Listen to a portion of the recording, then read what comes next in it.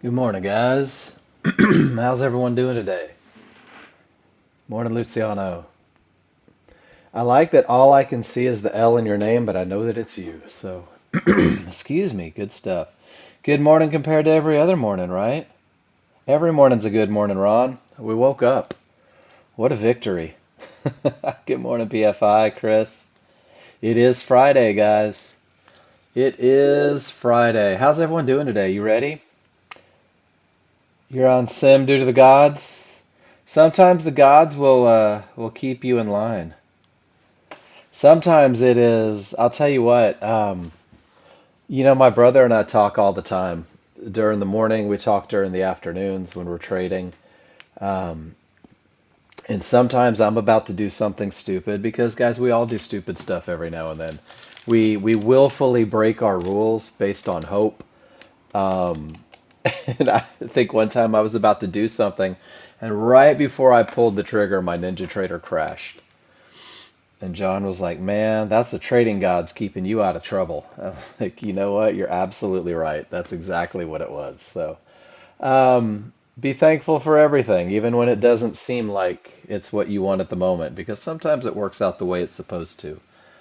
Um, I'm a minute or two early, so I'm giving people a second to come in and see what they want to do. I want to pull this up. This will be the first thing we do for Friday. Oh, did you like that? I'm telling you, dude, we talk all morning. And guys, everybody grew up with the friend that says, "Hey, let's go jump off that bridge. Let's go do a front flip off the roof of the house. Hey, look at that big guy with brass knuckles in his hands. Let's go fight him," right? Like we all had that friend. Guys, that's my brother. My brother is so stinking good at reading charts that he tends to be a little more aggressive than I am. And I'm that guy that sits in the background. Good morning, D-Rock. I'm the guy that sits in the background and I'm just like, I'm just going to wait. I'm just going to wait. I'm going to wait. It's not perfect. I'm not going to wait. My trading is very conservative. His is certainly a bit more aggressive. And even though it's valid and it's strong and it's amazing chart reads, it's just not mine. It's two very different personalities. And that's one of the reasons why we say become a chart reader and then figure out what suits your personality, right? But it was kind of cool, and it was funny. I was like, because he could find 1,000 reasons that that trade was likely to work, and I was like, all I have to do is say termination condition, and then I'm done. Like that's it. I'm on my hands. So very different styles, and guys, that's what you're going to do. Is you're going to take what we talk about in this room, and you're going to create your own style, and none of them are wrong, right? Not one style is more right than the other. But what you have to do is you have to assess, is there a statistical advantage every time you get in? So that's what we're going to focus on. But I wanted to share this because I think that we haven't visited this in a long time, and I just wanted to talk about it. Six signs that you know that you're maturing as a trader, because a lot of us don't recognize the victories along the way. A lot of us don't take a minute and celebrate that we have moved forward, that we are better at something, that we are getting to that point that we want to be at. And even if we're not there, we can begin to identify things that kind of give us a clue that we're there. And the first thing is, and this is, I think, one of the best parts about Nexgen, is you manage your risk and then you manage your reward. And guys, this high probability trend trade that we're going to talk about this morning is really designed to manage your risk, to give you the lowest possible risk with the most advantages getting into a trade. So most of you guys are doing number one and you don't even realize it when you're focusing on that high probability trend trade. Completely relaxed when making trades. This takes time. This is a matter of trust, guys. And this is the same way, if anyone's ever gone snow skiing, the first time you go snow skiing, that green slope might as well be a drop off into the pits of hell. It's terrifying. And eventually you get to the point to where the black slopes, you're like, you're still buckling boots halfway down. The more repetitions you put in and the more confident you are in your trading plan, the more relaxed you will be, without a doubt. Not forcing or chasing trades, and I'm going to put on there, you don't double up when things go bad. You don't abandon your plan if you feel like you're in a hole, right? We don't gamble scared. That's a big one. And this one is huge. A lot of you guys want to be busy instead of rich, which always amuses me because I've been there too, and I can't for the life of me figure out the psychological reason of that. Most of us would rather be busy in the market than successful. Because we all know that there's not 100 trades a day, right? But we're still going to try to take them. We all know that there's not a statistical advantage in determination conditions without momentum, without using areas. But we're gonna ditch that because we're human, guys. And I say that a lot. Allow yourself to be human. Give yourself some grace. Following a trading plan. I think this is the most important thing. And if you speak with any successful trader, they have a plan. They do the same thing all the time. They take the same trades all the time. And they very rarely switch gears because they don't need to, because their plan has been proven to win more than it loses, and they've spent the time to study it and develop trust in it, and they recognize their trades in the moment, and that's what they're committed to. And the average successful mature trader has only two options: my rules are met or my rules are not, and there's really nothing beyond that. They'll still make mistakes, but that's their focus. And then, guys, this one is huge. And you guys always hear me bitch and moan about negative talk in the room, talking yourself down. Your worth as a trader has nothing to do with your worth as a human being. You're all wonderful human beings, right? And you're going to make mistakes as a trader. And this is a maturity thing. When you can separate the two, when you can separate, okay, I made a mistake in trading, dag nabbit. Hey, good morning, Dwight. Let's dust off and fix it. Let's get back into the game and let's go back to our plan versus I'm a horrible human being, and I can't believe I did that, and that's rough. And so just wanted to throw that in there, guys. If you want it here, I'll drop it in here. Remind yourself that these are your goals. This is what you're trying to get to. Thank you, PFI. And guys, I'm going to tell you right now, too. If you think you're the only person going through the roller coaster of emotions as you learn to trade, you're not. Everybody in this room has done it or is currently doing it. And it's so imperative that you understand that learning anything new is a bit daunting, right? Learning anything new takes a little bit of time. Give yourself, my wife's favorite word, give yourself a little bit of grace. You're brand new. None of us became successful in our fields overnight. None of us became successful outside of the training arena. Like, you didn't wake up one day and say, hey, you know what? I think I'll be an engineer by the end of next week. I'm going to be building skyscrapers. Nobody does it because it's not realistic. So let's have realistic expectations. Every morning, forexfactory.com. Today was a bust. We knew there was news. It was even good news, I think. But the market didn't do much of anything. It did manage to knock the NASDAQ loose from its range, which was kind of nice. Um, but just understanding when the market may react to news, when the people that move the market may react to news, it's just why I go to Forex Factory. I don't want to trade into something that can make the world a little kooky, crazy. Hey, Snorri. So at 9:15 we have medium impact news, guys. Industrial production. We're seeing that in 8 minutes. It may move the market. It may shake it up. It may make it reverse, and it might even make it move too fast to trade. So because I know that, because I have the heads up on it, I may make the decision to not trade at 9:13 and to sit on my hands until 9:17, right? And just make sure that there's not something crazy going on. And then at 10 a.m. we do have high impact, guys. So at 10 a.m. that market's likely to have a reaction to the news, which means that if you're in a position, you run the risk of getting absolutely run over and slaughtered should the news push the market in the other direction rapidly. So understanding when it's going to happen is key, guys, and then you'll have to make the decision on whether or not you're willing to trade into that news. My personal plan says don't do it. Everything that I talk about, every bit of information, every rule, everything comes from the education page, guys. It's a wealth of knowledge. There are no secrets. I know a lot of you want to know, well, Mark, I know that you say this in class. Can we talk privately? Because I'm sure there's a lot more that you're not giving me. And guys, there's nothing more that I'm not giving you. I can't stress that enough. Everything that I teach in class is everything that you need. And the more focused you stay on simplicity, the easier it becomes for you. You rolled CL today? Does the volume support it? Did you check it? I'm sure you did. That's probably a silly question. Let's do a new, whoops. Let me go to CL. Guys, if you're on 7 and you need to roll contracts, go to your instrument manager and click on CL and search. And let's drop that November contract over in there. And then I'm going to go through and I'm going to do what's called a market analyzer. And this market analyzer is going to let me see the volume on both contracts. It's going to let me determine where I want to be. Ron's already made his decision. That's totally cool. He's a pretty smart fella. So what I'm going to do is I can add the 1023 contract, and I can also add the 1123 contract. Where did it go?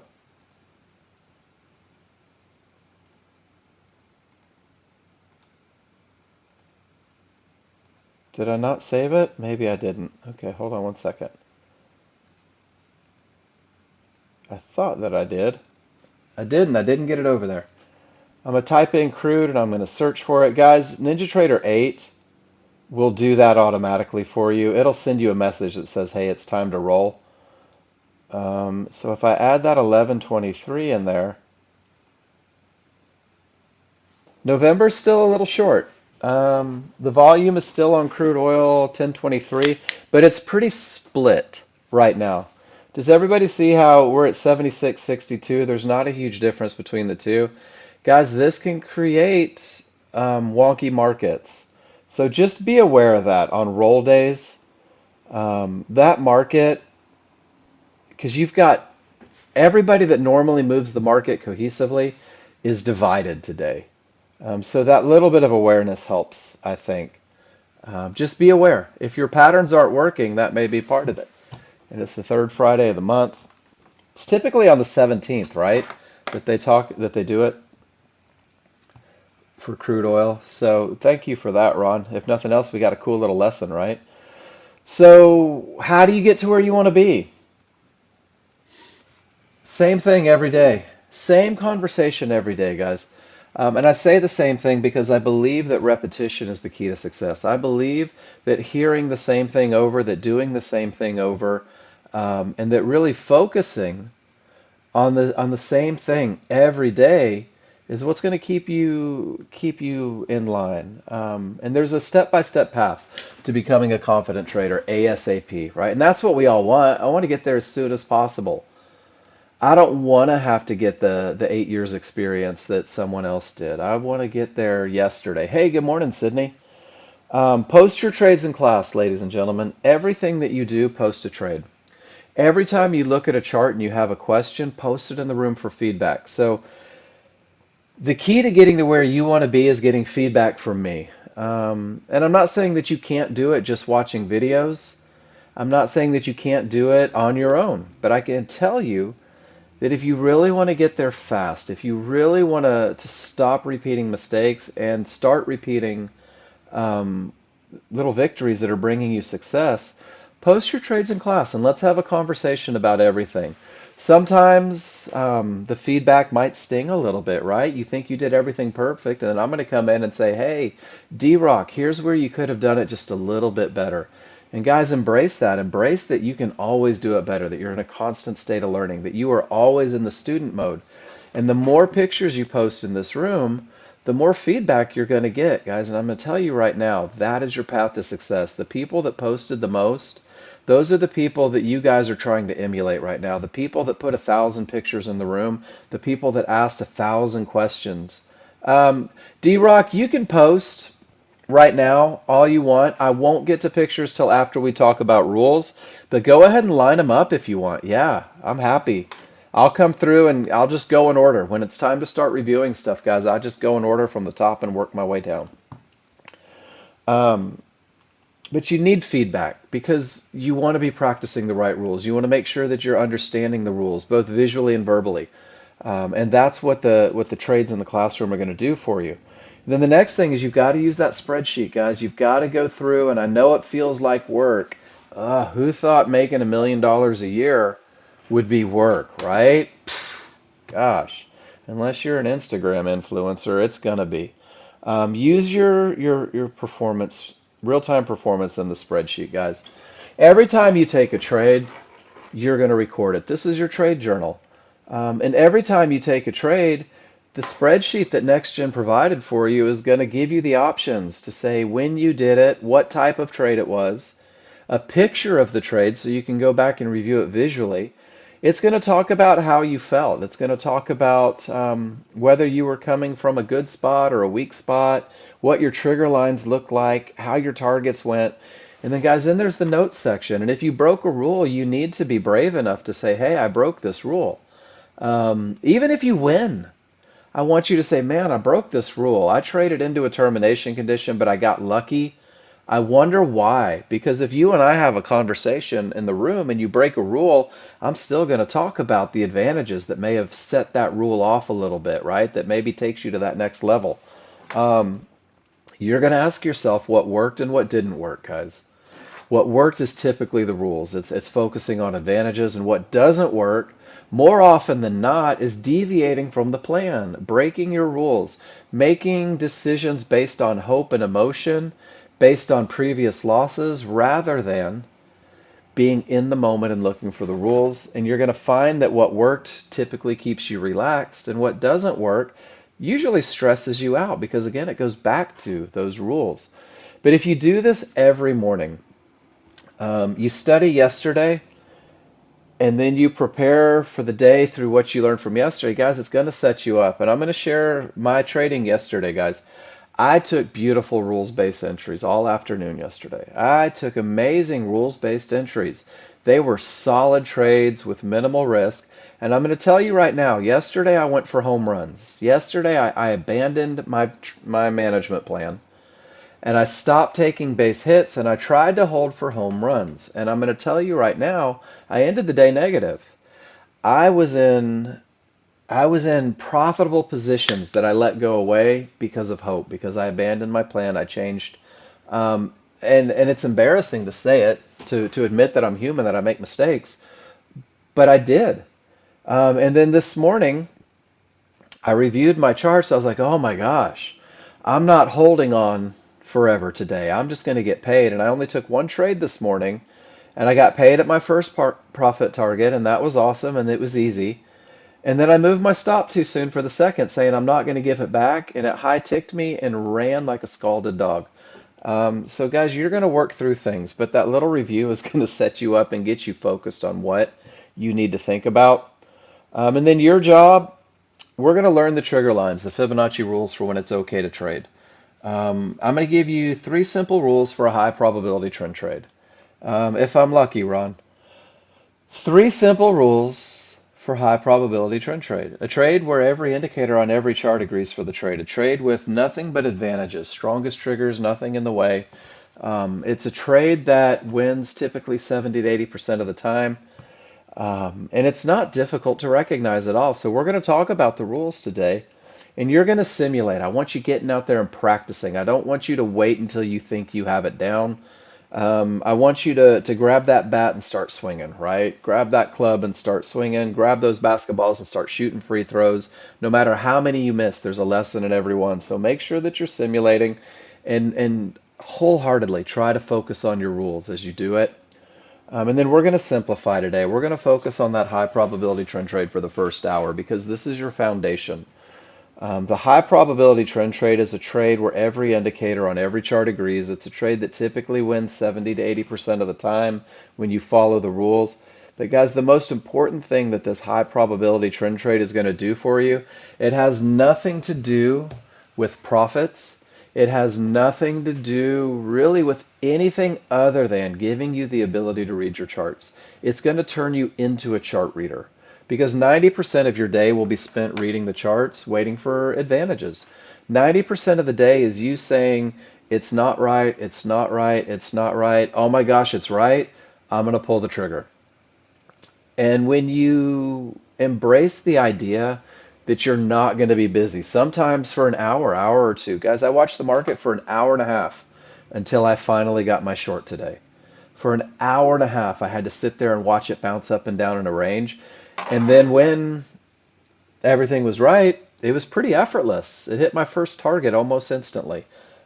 So embrace the idea. I trade the NASDAQ, D-Rock.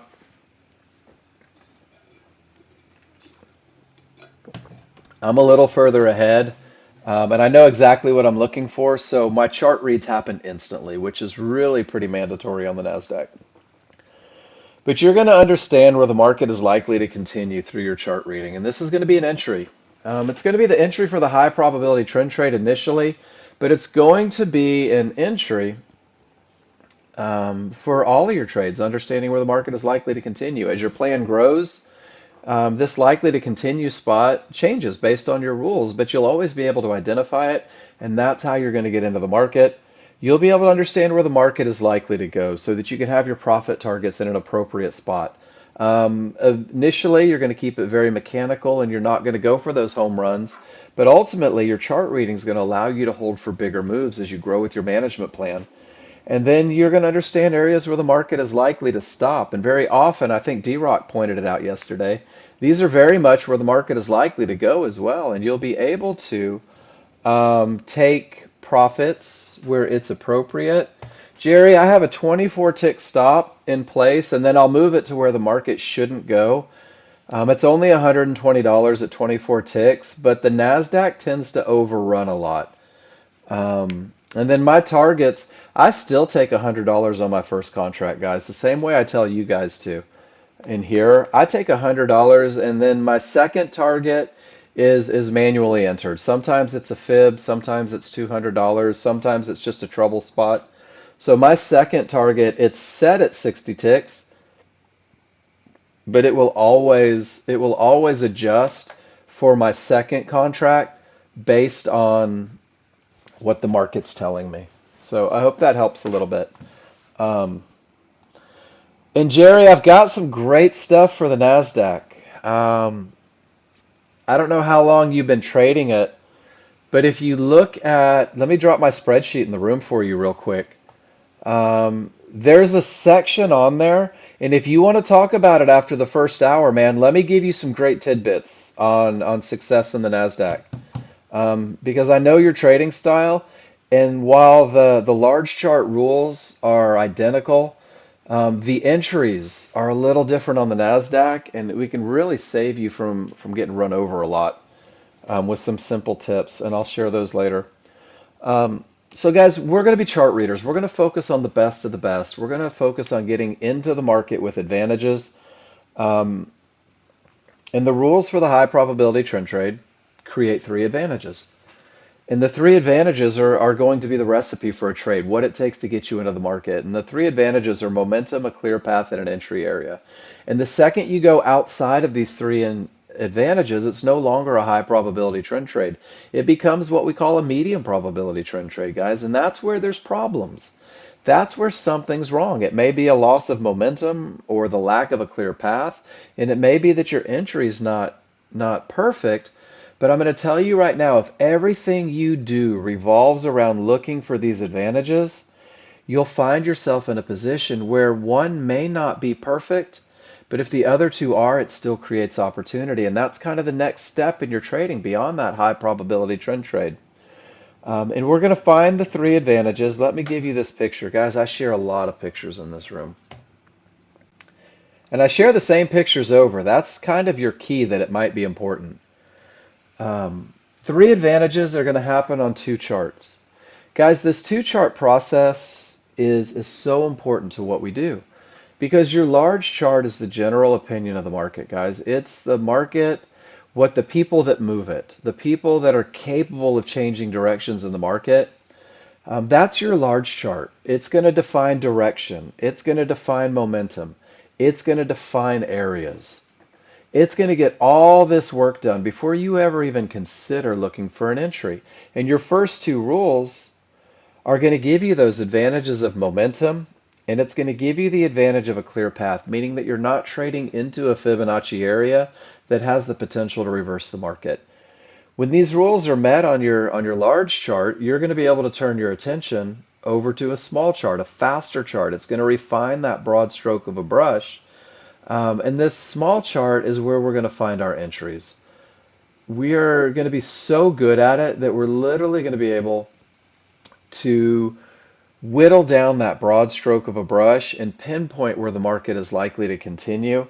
And that becomes your entry. And rule number three is going to have you identify that area. So your large chart, one bar, the most current bar, is going to give you direction, momentum, and areas. And then what happens in one bar on your large chart is going to be broken up into maybe 15 to 30 bars on your smaller, faster chart. And that's going to be the refinement process that allows you to identify where the market is likely to continue, that allows you to reduce risk, and it really is going to allow you to maximize your profit potential. So embrace the idea that it doesn't have to be difficult. Embrace the idea that your large and small work together in this symbiotic relationship to help you identify three very distinct advantages. And those three distinct advantages create a trade that typically wins 70 to 80% of the time. And everything starts with strong triggers, ladies and gentlemen. And strong triggers can only happen if you're trading with the trend. So let's identify trend first, guys, and let me show you how easy it can be. If the background on your large chart is green, you're in an uptrend. You're only looking for rules to be met for high probability trend trades long. And if it's red, you're in a downtrend. You're only looking for rules to be met for high probability trend trade short. Notice that I didn't say if it's green, go long, if it's red, go short. If it's green, look for rules to be met, right? And if it's red, look for rules to be met, because this is just the first piece of the puzzle, being able to identify trend. But let me show you how easy it is. Let me pull it up. Guys, are we in an uptrend or a downtrend on the S&P? What do you think? Especially my brand new users. Give me a U or a D in the room. Absolutely, Chef. We're in a downtrend. We're only looking for rules to be met for high probability trend trade short. Whoop, there's my untitled workspace. Sorry about that. Total blackout. Let me close that real quick. I always forget to do that. There's crude oil. What direction are we going, ladies and gentlemen? Is it an uptrend or a downtrend? Chef, you're going to get exactly where you want to be, my friend. Keep participating. Sydney, you too. D-Rock, I love it. And guys, there's the NASDAQ. Uptrend or downtrend? It really is that easy. And now the only thing you have to do is keep it that easy, right? Trade with the trend. Such a huge advantage. And then we're going to make sure that we have momentum. Rule number one says that we must have strong trigger lines. Strong trigger lines mean in an uptrend that your small triggers, that's these solid lines. It's two lines that work together as one trigger. Your small triggers must break above and away from your large triggers, these dashed lines. It's that space created in between the small and the large. I want you to picture in your head a pair of scissors, wide open and ready to cut, right? The scissors open, the momentum is the strongest, guys. This is when it's most favorable to buy a pullback to Fibonacci support. These tails or wicks on your large chart, guys, these are those 15 to 30 bar retracements on a small chart. You're going to be able to pinpoint where the bottom of that tail is most likely to form when you have odds favorable momentum. So both triggers are wide, they're angled in the direction of the trend, and that gap between the two, that space, those open scissors let me know that the odds are favorable for the market to continue in the direction of the trend. You're going to hear in the room all the time, odds favorable momentum. OFM is what it's going to look like on a chart when people annotate it. You see the same thing in a downtrend. Small's below the large are wide, the space is there, the scissors are open, and there's those tails, those potential entries on a smaller, faster chart. You will be able to pinpoint where those tails are most likely to form. That's where the market's most likely to continue. And guys, if you just commit to momentum initially, momentum covers mistakes. Momentum pushes that market. It's like a freight train. And it just can't stop on a dime. Guys, it takes a locomotive over a mile to stop when it's going full steam. And this is no different. When this momentum is its absolute strongest, that pressure tends to push in the direction of the trend. But when those small triggers return to the large triggers, when this happens, we call this a weakening of the large triggers, guys. And these are weak triggers, the opposite of strong. And when strong says the odds are favorable for the market to continue, weak says anything can happen up or down. So I want you guys to really focus when you're trading initially. Focus on that trend and look for that strongest trigger line. And if we go back to the live market one more time, smalls are above the large. The large are beginning to widen. Look at the gap between the two, guys. This is the beginning of odds favorable momentum, and you can see it on the most current bar. And now that momentum is growing, and you can see it on the absolute most current bar.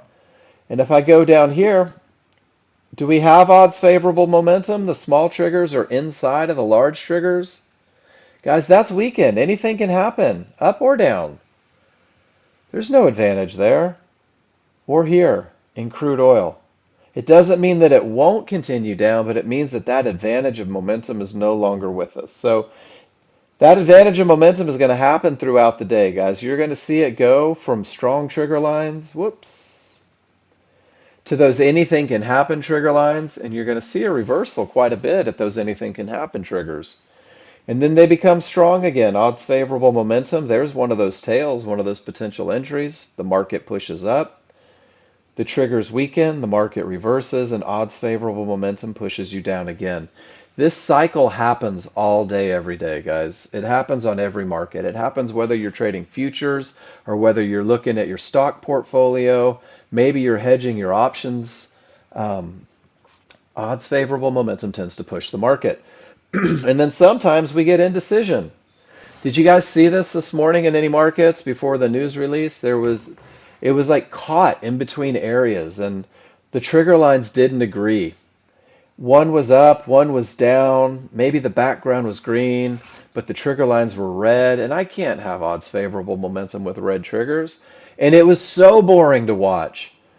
But Chef, did you take a rules-based trade when it was so boring? And that's the question, guys. Did you get caught trying to make a prediction without that advantage? Because a lot of people do. But if you adhere to those rules, if you commit to those rules, guys, you don't get caught up in these moments of indecision when the buyers and sellers are duking it out for supremacy. You sit on the sidelines and you let them rumble, right? Cherry Valens, sitting on the edge of the Socian, the greaser rumble. Because eventually, it goes back to odds favorable momentum. So, rule number one is also going to provide patience for you guys. Rule number one is going to keep you from jumping in the middle of a dogfight when you don't have a fight in the game, right? You don't have a skin in the game there. Let them figure it out. It'll go back to odds favorable. It always does. Sometimes it takes longer than we want, but it always does. So there's your rule number one picture, guys. Look at that. And there's one of those tails. Boop, boop. Pretty awesome. Weaker triggers. There's a push up. Didn't kill it, but those weaker triggers gave it a big push up. Weaker triggers, there's your push up. Over and over. Triggers return. There's your reversal. Look at that indecision. No reason to ever take a trade when the market's doing this. All right, so David, here's the quick answer. These yellow one-to-ones are 100% Fibonacci alternates. What does that mean? Shit, I have no idea, David. I'm not a tech guy. But what I do know is that these one-to-ones are fibs that print in the moment. Let me tell you how to use them. We don't have to. That's the beauty of it. My brother is brilliant, and he understands these completely. Yellow one-to-ones are fibs that print in the moment, and they're based off of, let me go to the glossary of common terms, because I think seeing the math helps visualize.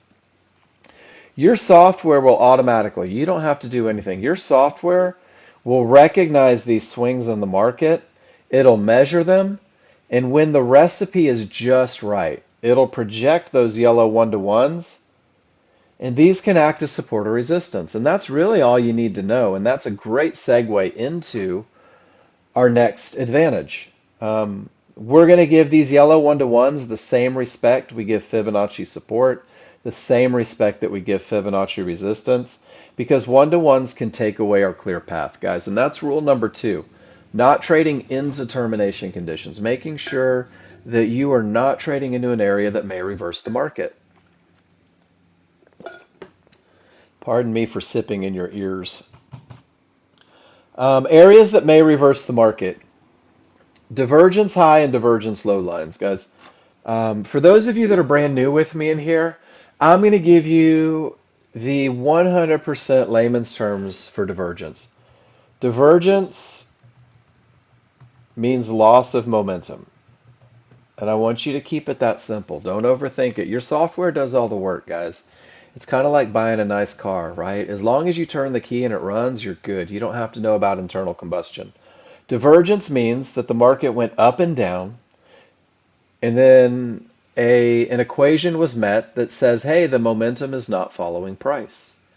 Same thing here. The market goes from down to up. An equation was met that says momentum is not following price. And that's what prints these lines off the pivot, guys. These lines aren't termination conditions. They're simply a loss of momentum. The other areas that we're going to look for in addition to those lines, though, are going to be red Fibonacci resistance, blue Fibonacci support, and then, David, there's those yellow one-to-ones. We're going to respect those as potential termination conditions as well. But to understand whether or not they may stop the market, may reverse the market, it becomes a two-part process. So I'm going to go back to the user guide, back to the educational page, and I'm going to give you guys the recipe. Um, And let me give you a little story about fibs first, guys. Fibs are reflections of psychological movement in the market, right? Fibs are a reflection of fear and greed. And your software, it's pretty outstanding. Your software, when you open it up, measures every swing, every pivot. It does it historically. It creates synthetic time frames forward. Guys, there's so much smart stuff that goes into the creation of these lines. But ultimately, the algorithm of the software, that T3 Fibs Pro Trader, it breaks them down, it sorts them, it weighs them, and it provides those yellow and blue lines for you. And these yellow and blue lines are where the people that move the market are going to make decisions.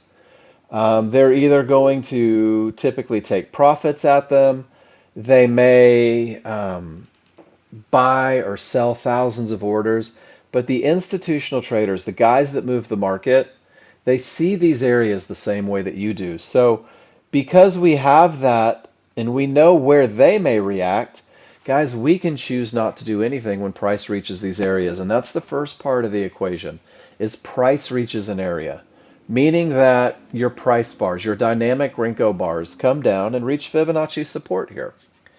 When they do, the only thing that you have to do, remember, simplicity, guys. I'm a daydreamer. I'm a right brain thinker. The only thing that you have to do is ask yourself, where are my trigger lines? If price, these dynamic Renko bars, reach Fibonacci support and all of your trigger lines remain above Fibonacci support, this is an area that may reverse the market. This is an area that may create an untradeable bounce. This is an area where there may be a tremendous amount of indecision, why buyers and sellers try to figure out who's going to win. So if price reaches the area and none of the trigger lines break through, this is a termination condition. This termination condition means no more short trades in the direction of the trend. It means that we have to wait for the reaction and see what happens. And termination conditions really have three things that may happen at them. And I'm going to show you each one. I made pictures the other day. When you reach a termination condition, momentum may smash right through and the market may continue in the direction. And I'm going to tell you right now, this happens a lot. Otherwise, the market would be caught between two lines forever, right? You'll be able to use your momentum indicators to help determine whether or not it has the potential to break. One of the other things that happens is the buyers and sellers fight right at this key area, right at this super important price. If you're on your hands waiting for the reaction, you don't get caught up in their fight. Once again, guys, sometimes avoiding the indecision created by buyers and sellers is the best advantage that you have. And then sometimes they'll simply reverse the market. The sellers are in control. They sell off all their positions and the buyers take theirs, right? And it bounces right off the fib. And guys, these next gen fibs are notorious for stopping the market to the tick. So these are the things that can happen at these key areas, and this is one of the reasons that we respect termination conditions so much. When price gets around these areas, look at the indecision on a smaller, faster chart. It looks like a seismograph. You never have to get caught up in this nonsense if you just learn to recognize termination conditions. And then you'll see it again. Fibonacci support can change the direction. And when Fibonacci resistance is reached, look at how the market, the buyers and sellers can fight. This is where next-gen users have one of the biggest advantages that so many other traders don't have. I know that if you've traded the market for more than a month, you've probably gotten caught up in these areas, hoping the market goes up and hoping the market goes down. Rule number two keeps you out of the fight, guys. And then once one side takes victory, we're going to capitalize in between those key areas with odds favorable momentum and with the clear path. And I think understanding that fibs have this power makes it easier to respect termination conditions. So price comes down and reaches the area. No triggers break through. Sit on your hands. Let's wait. Let's see what happens. Well, when is an area broken? Because areas break all the time. This Fibonacci supports a termination condition in the moment, but when both your small and your large triggers get to the other side of Fibonacci support, it begins to act as resistance. We consider the area to be broken, and when the area is broken, well, then the path is clear. So here's your little synopsis of the scenarios. Price reaches the area, the trigger lines remain below, sit on your hands, do nothing. We have to see how that market's going to react to it. If both the small and the large get to the other side of resistance, both lines of the large, both lines of the small, now that area is broken, guys. You now have a clear path once again, and you have a green light to look for that odds favorable momentum, to look because you have the clear path. And look, there's one of those tails, one of those potential entries to push you up to the next area. Brand new users, I want you to keep it this simple. Either the area is broken or it's not. Give yourself 20 days to get good with that momentum with those areas. But there is another example, guys, and we call this a 50-50 trade. And it has nothing to do with your chances of winning. 50-50 is what it's going to look like when the area has the potential to break because of all of that momentum, right? Odds favorable momentum, that huge look, strong strength coming through. When the smalls break through the area, but the large have not, this area has the potential to break because of that momentum, but it's not broken. And if it's not broken, I don't have a clear path. And if I don't have a clear path, then rule number two isn't met. So as the brand new user, these areas with potential to break are great to watch, but you don't have a trade because the reality is you don't have the advantage of a clear path. But start watching them because I'm going to teach you guys when they're likely to break and continue in the direction, and I'm going to show you things that may hinder their ability to continue in the direction. This will be your second trade, guys. The 50-50 trade is a medium probability trade. The issue exists. Your chart reading identifies that issue. Your ability to read your charts will allow you to manage through that issue. So let's keep it focused in the beginning, guys. It either is or it is not. And you're going to see all day long. Trigger lines break through Fibonacci support, so it can't be a termination condition. But the pivot forms, and there's a loss of momentum. We see that because of the cyan line. Remember, this is not a termination condition. This is just a loss of momentum in the market. Don't give it more power than it deserves. That loss of momentum, the market pushes up a little bit, and then the sellers push it right back down to that key area, right to that divergence low. Guys, this is a line in the sand. This is where the buyers stole momentum from the sellers. This is where they're testing the waters, trying to determine whether or not they're really going to make it go up. And it pushes up a little bit, and the sellers aren't ready to quit. And when price reaches that divergence low and the trigger lines can't break it, now we have a termination condition. Now we have an area that may reverse the market. This is what we call a pivot stop out of a divergence line condition, guys. These are powerful termination conditions, and they may reverse the market. And if you get a reversal from a low, like full reversal coming from a termination, guys, that's a strong bottom, and this is the precursor to the highest probability trend trade.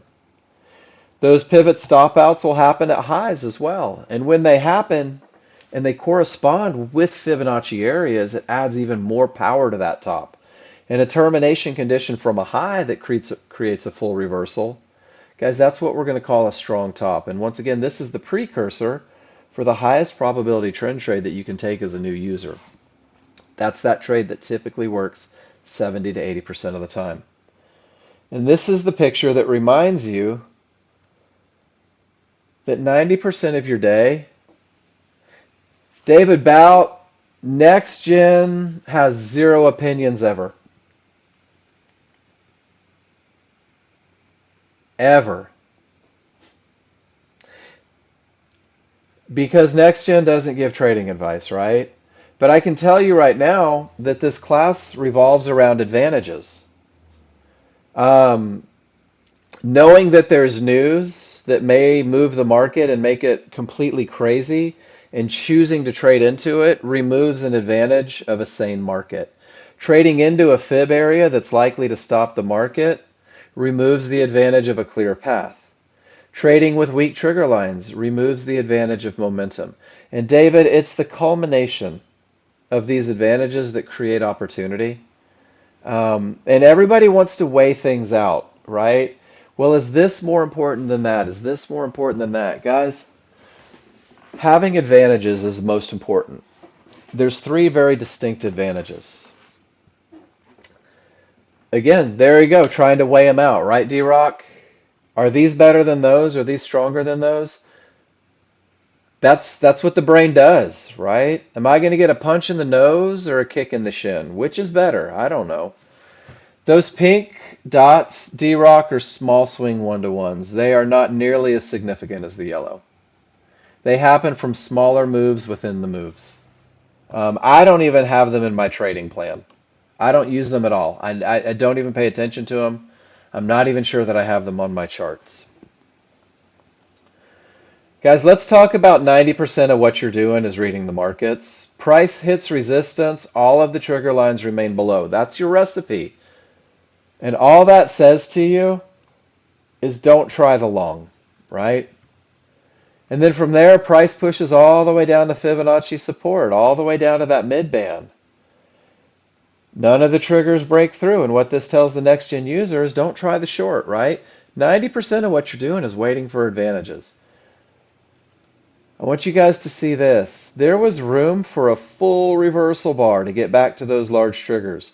This is what we call the gap theory. If you ever see the gap theory, price may snap back and close the gap, which means that anything you try to do in that vacuum between the bottom of the bar and those triggers typically gets run over. From support, it pulls all the way up to resistance. It gives us, Paul, the volume is split right now. It's almost 50-50.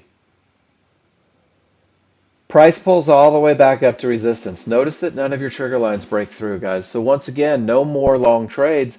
We're not looking for opportunities. You literally had to sit on your hands for the duration of this. But then this pivot stop out that corresponds with Fibonacci resistance reverses the market. It gives you those red large triggers, smalls are below. What we have can be called odds favorable momentum there. And this termination that creates a full reversal gives you the opportunity to take the highest probability trend trade. Your patience is rewarded. And that's really what we're looking for, guys, is we're looking for those advantages. So David, when they're not present, right, we're just sitting on our hands and we're waiting because they're going to show up. They just don't always show up as fast as new users want them to show up. The new user says the market moved.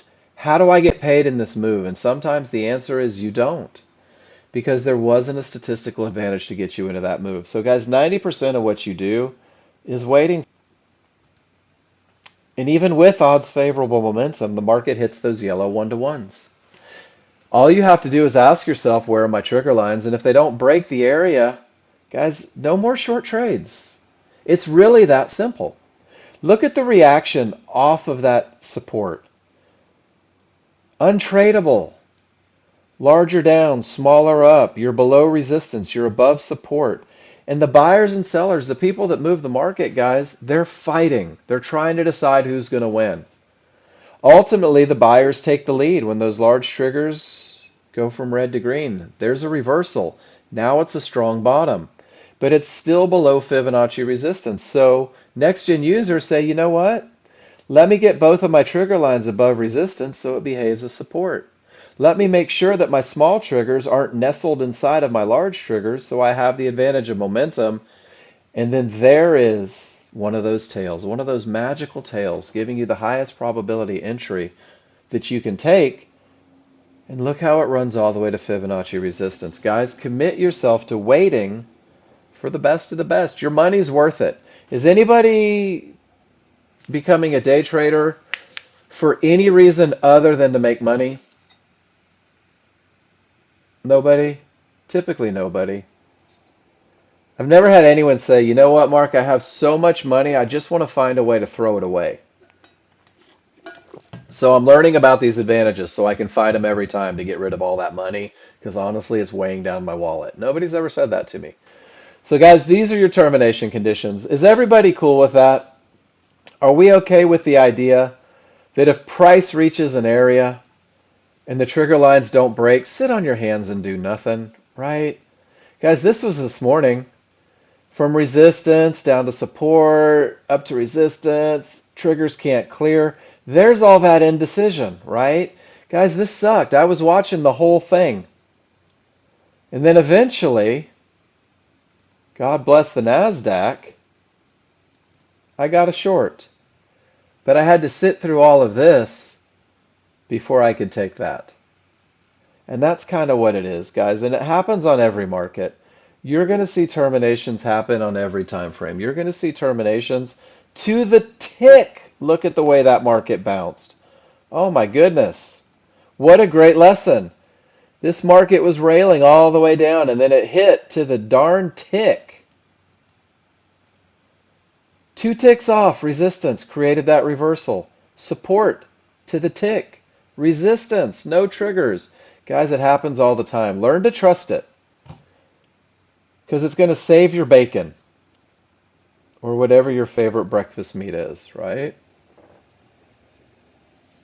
No, PFI, you don't. You don't have to trade into termination conditions.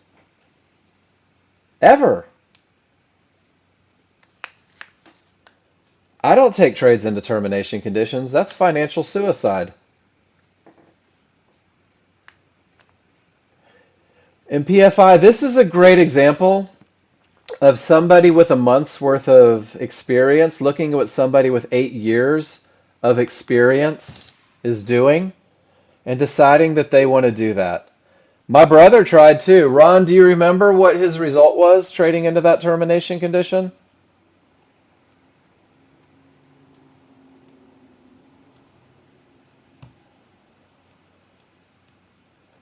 PFI, is this a termination condition? Did price reach the area?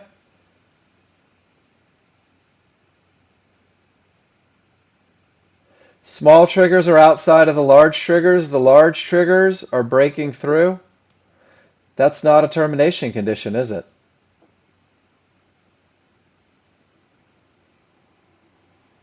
But where are my trigger lines? Where are my trigger lines, PFI? Odds favorable momentum, right? Are my small through the area? My large aren't quite though, are they? They're close, but not quite. PFI, I'm coming from a termination that created a full reversal. I'm avoided the range. I let the range break. Odds favorable momentum. I'll show you exactly where I got in because that circle is going to do it. But see how I took the close below. But see how it's easy for you to say that's not right, right? That's not right. Mark, you traded into a termination condition. And I don't feel like you're challenging me, but your understanding is that I just broke rules.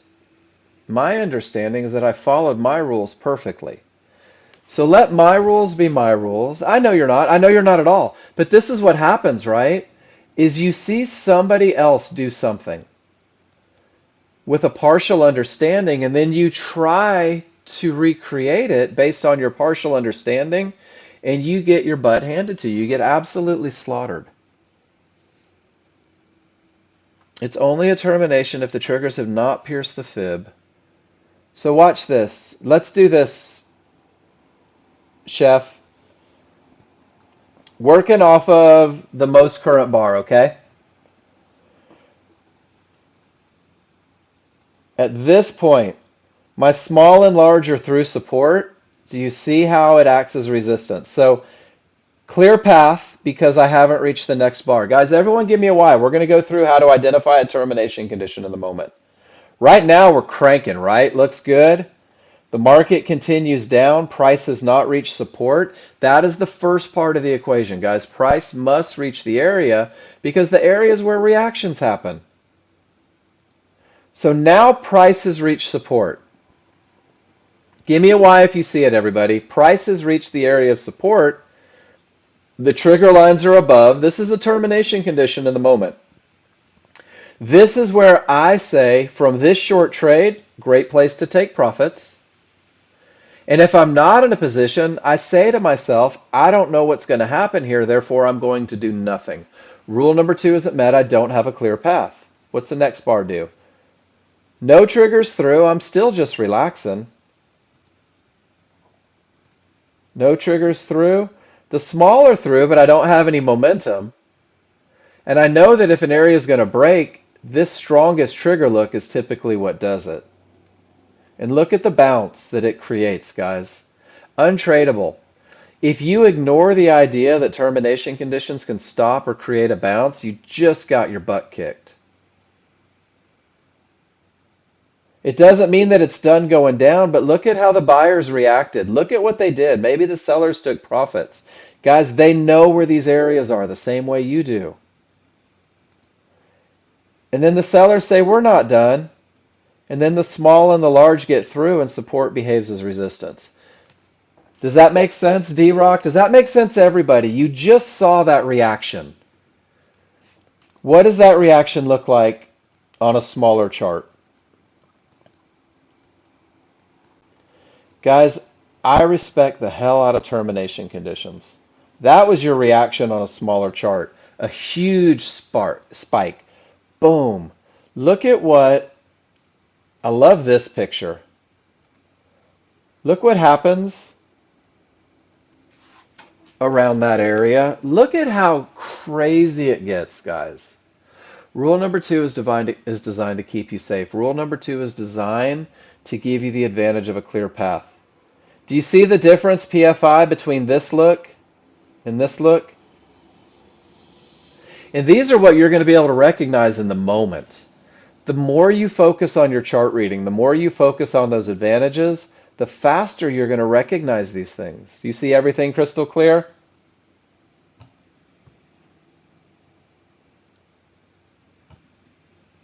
I got you. There's your guidance. Don't trade into termination conditions until you see everything crystal clear. So you know when they're going to break and when they're not. I still don't know that. So I sit on my hands and do nothing when they're reached. Tends to keep me pretty safe. Guys, sometimes the market turns from a low. Sometimes the market turns from a high. No fibs, no one-to-ones, no divergence lines. It just looks like it's turning from nowhere. This final termination condition is going to help you identify those changes before you see them on a large chart. And that one is 3 divergences. 3 losses of momentum in the same location may terminate the trend, guys. When your small chart says 3 divergences, 1, 2, 3, 3 cyan lines, this may push the market up. This is a termination condition on the small chart, and the only termination condition that I respect on the small chart. 3 divergences from a high may push the market down. The only one I respect on a small chart. When your small triggers go from weak or from strong to weak, anything can happen. It adds power to it. When your third pivot is higher from a low or lower than a high, it adds power to it.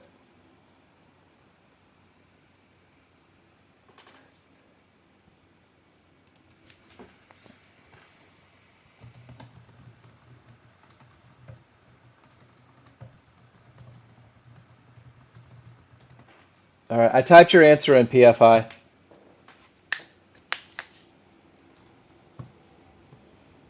Three divergences may reverse the market, guys. You're going to see this at a low, you're going to see this at a high, and I'm going to go find an example for you, PFI.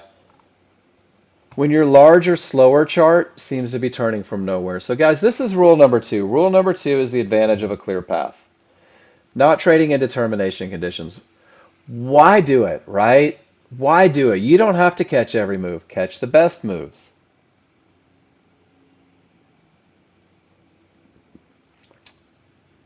Is everybody comfortable with that? Two-part process? So far, so good. We have momentum. We have a clear path. Should we go find some entries? Let's go find some entries. In PFI, so you're saying that I should be short right now because the area broke and pulled back to it, right? Is that what you're asking? That's a definite no for me. My rules aren't met. And that's kind of where I was going with that. How about if the rules are met? Why make it so difficult? Was I supposed to sell that area, right? So PFI, let it be, and I'm going to find an example.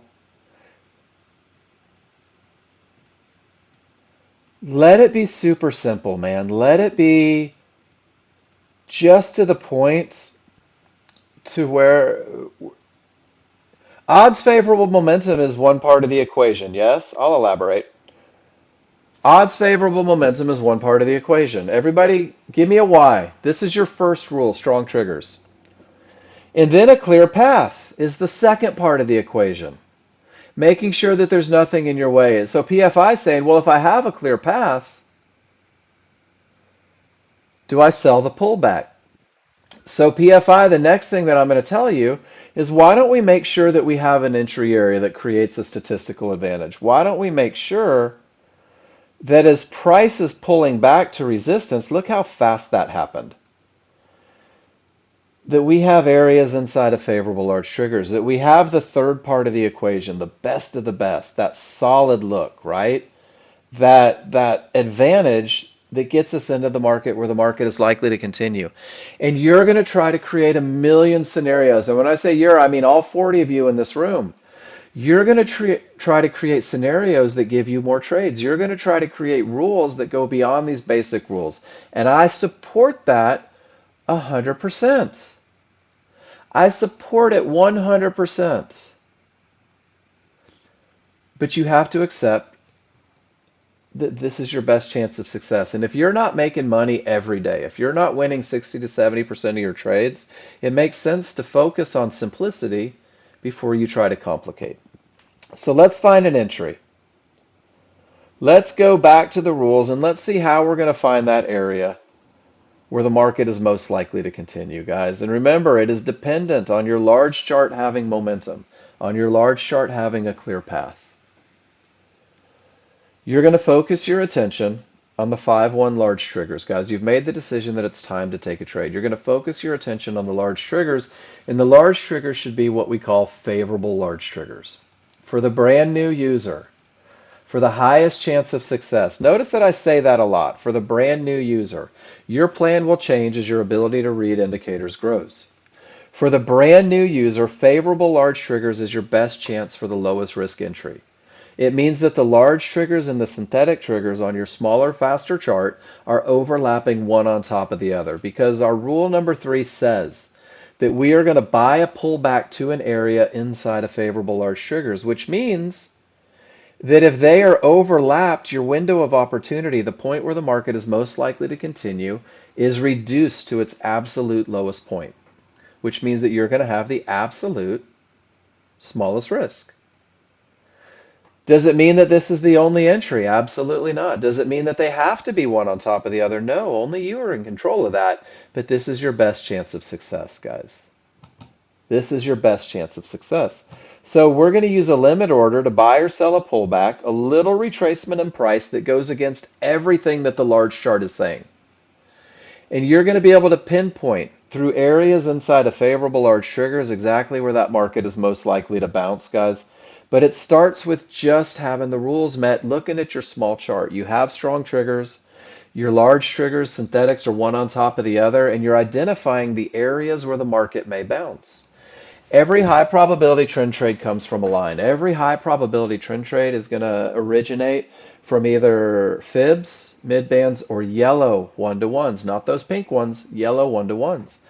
Because these areas are like a brick wall, and price is a tennis ball, guys. And we're giving it a place to bounce. But we're buying the pullback in this uptrend, which means that we have to wait for it to begin. And it begins with a reversal bar. A reversal bar means that you get a red bar after all of these green bars. This is the beginning of the pullback. This is the beginning of that small push counter to the underlying trend. Guys, the large chart creates direction, momentum, a clear path.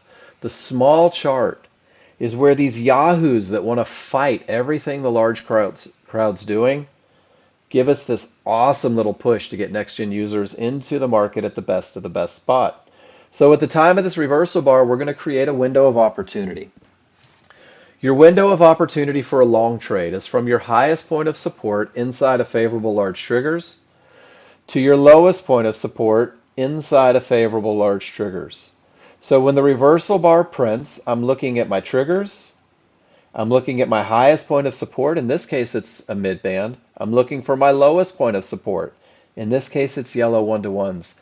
This cyan shaded box is where the market is most likely to continue. Guys, give me a Y if you're with me. Reversal bar starts the pushback.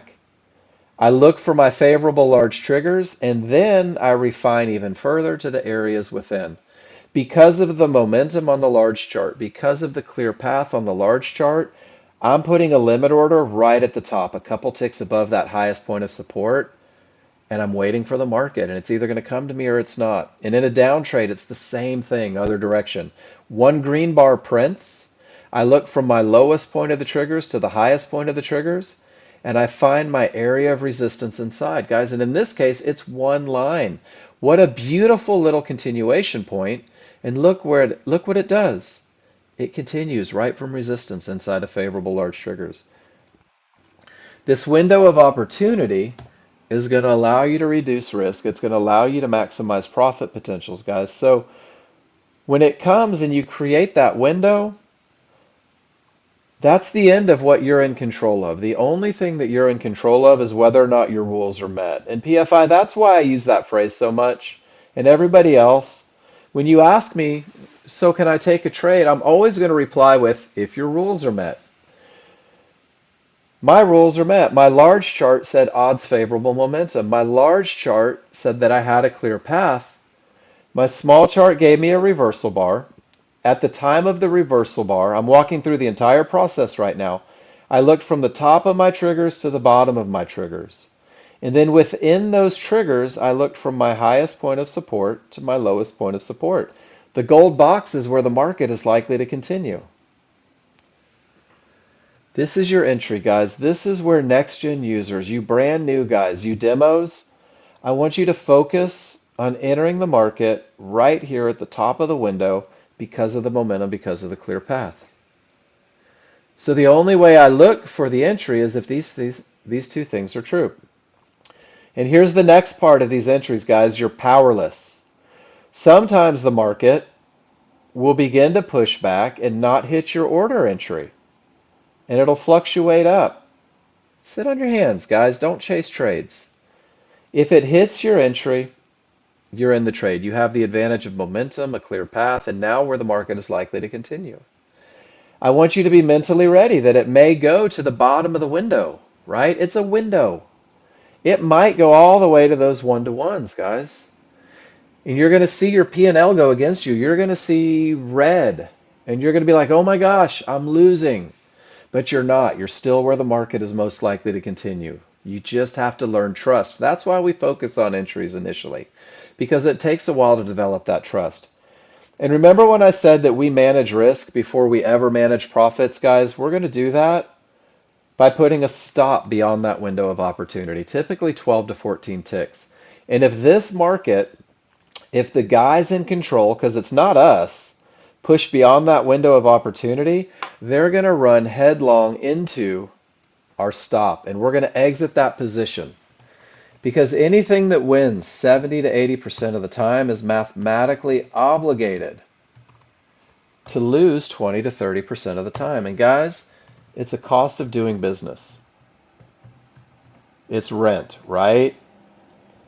The market is wrong. Whatever you want to call it, you will not have 100% winners. I'm telling you that right now. You're going to take losers. You're going to take losers. It's okay. It's a normal part of a positive equity curve. But the more trust that you build in this methodology, the more you accept that it wins more than it loses, the easier it becomes to put your limit order and buy the market on its way down or sell the market on its way up. You understand where it's likely to bounce. You understand where it's likely to go through Fibonacci. And guys, this is a trade that I take 1,000 out of 1,000 times. This is the trade that I never miss. This is the core of my personal trading plan, is the high probability trend trade. Because 70 to 80% of the time, guys, this is the result that I'm looking for. And what you're going to find as a brand new user is you're going to make mistakes, right? You're going to think that you had. You're going to think that you had odds favorable momentum. And then you're going to post the picture and I'm going to say, hey, you know what? It didn't. And then you're going to think that you had the right entry, and I'm going to look at your chart and I'm going to say, hey, let's work on refining it, right? So get this picture in the room. Once it moves in the direction of the trade, guys, I'm reducing my risk below the reversal bar. I'm managing my risk. Because Fibonacci is all the way up here, and my large chart has all that momentum and hasn't reached it, I've got my profit target right where the market should go. Guys, this is your high probability trend trade. This is your foundation. This is the one that's going to teach you to recognize advantages. And here is how we determine those tails. Guys, remember, we were looking at these tails saying they were potential entries. Here's your tail on the smaller, faster chart. Here is your pullback to support inside of favorable large triggers. So PFI, if you're in a trade, post a picture of it. Guys, I want you to refrain from ever saying, I'm in the market. I'm in the market, because there's brand new people in this room that don't know that you might be breaking your rules. No, you're okay. This is a blanket disclaimer. So I always want you to post a picture, and we'll know you're in the market by your picture. I don't want anyone to feel compelled to do what someone else in this room is doing. I don't want anyone to take trades based on someone else's reads. I want you to do it on your reads so that we can talk about it, because these guys aren't going to pay your bills.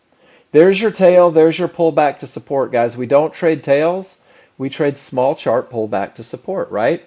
That's how you're going to get there.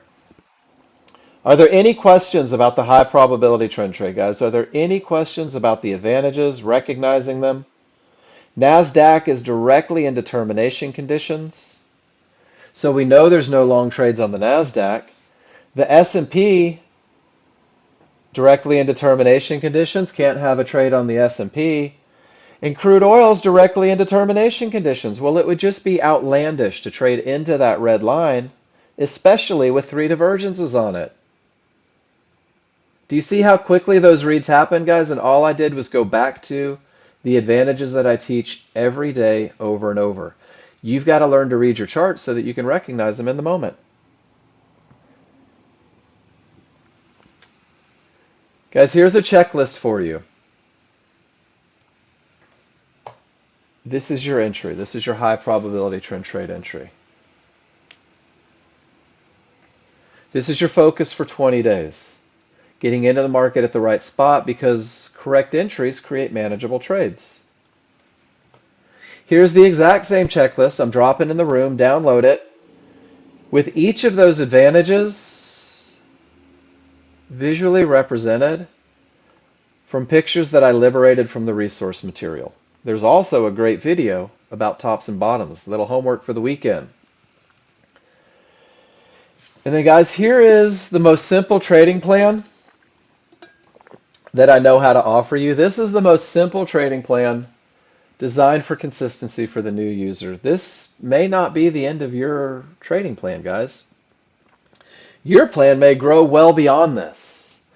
But if you're brand new learning to read your indicators, guys, this is designed to give you situations that win more than they lose. This is designed to create confidence through the memory of success.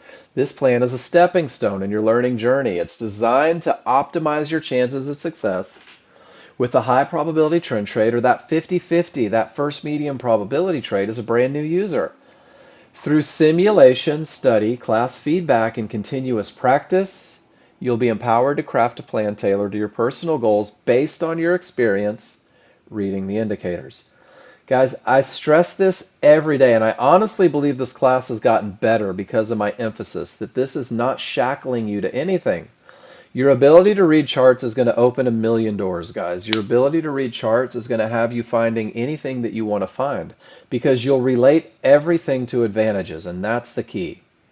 Is the second hope steps aside and advantages takes the place, trading becomes a little easier. But you have to have a plan because without a plan, you're trading your guts. You're trading emotion. I'm telling you guys, none of our guts are that smart. I can read indicators like the back of my hand. And the second my emotions get in the way, I make bad decisions, right? So we want it to be pragmatic. We want it to be mechanical, methodical, especially in the beginning. Never fight large chart direction or triggers, guys. That's the easiest way to eliminate over 50% of the losers new users take. That's why it's on this plan. Define your entry. Make sure that you're getting it at the right spot because great entries create manageable trades. Here's your checklist for entry, guys. This is your focus for the first 20 days. You should take in your first 20 days at least 150 pictures of great entries, whether it's scrolling back and studying, whether it's from taking simulated trades.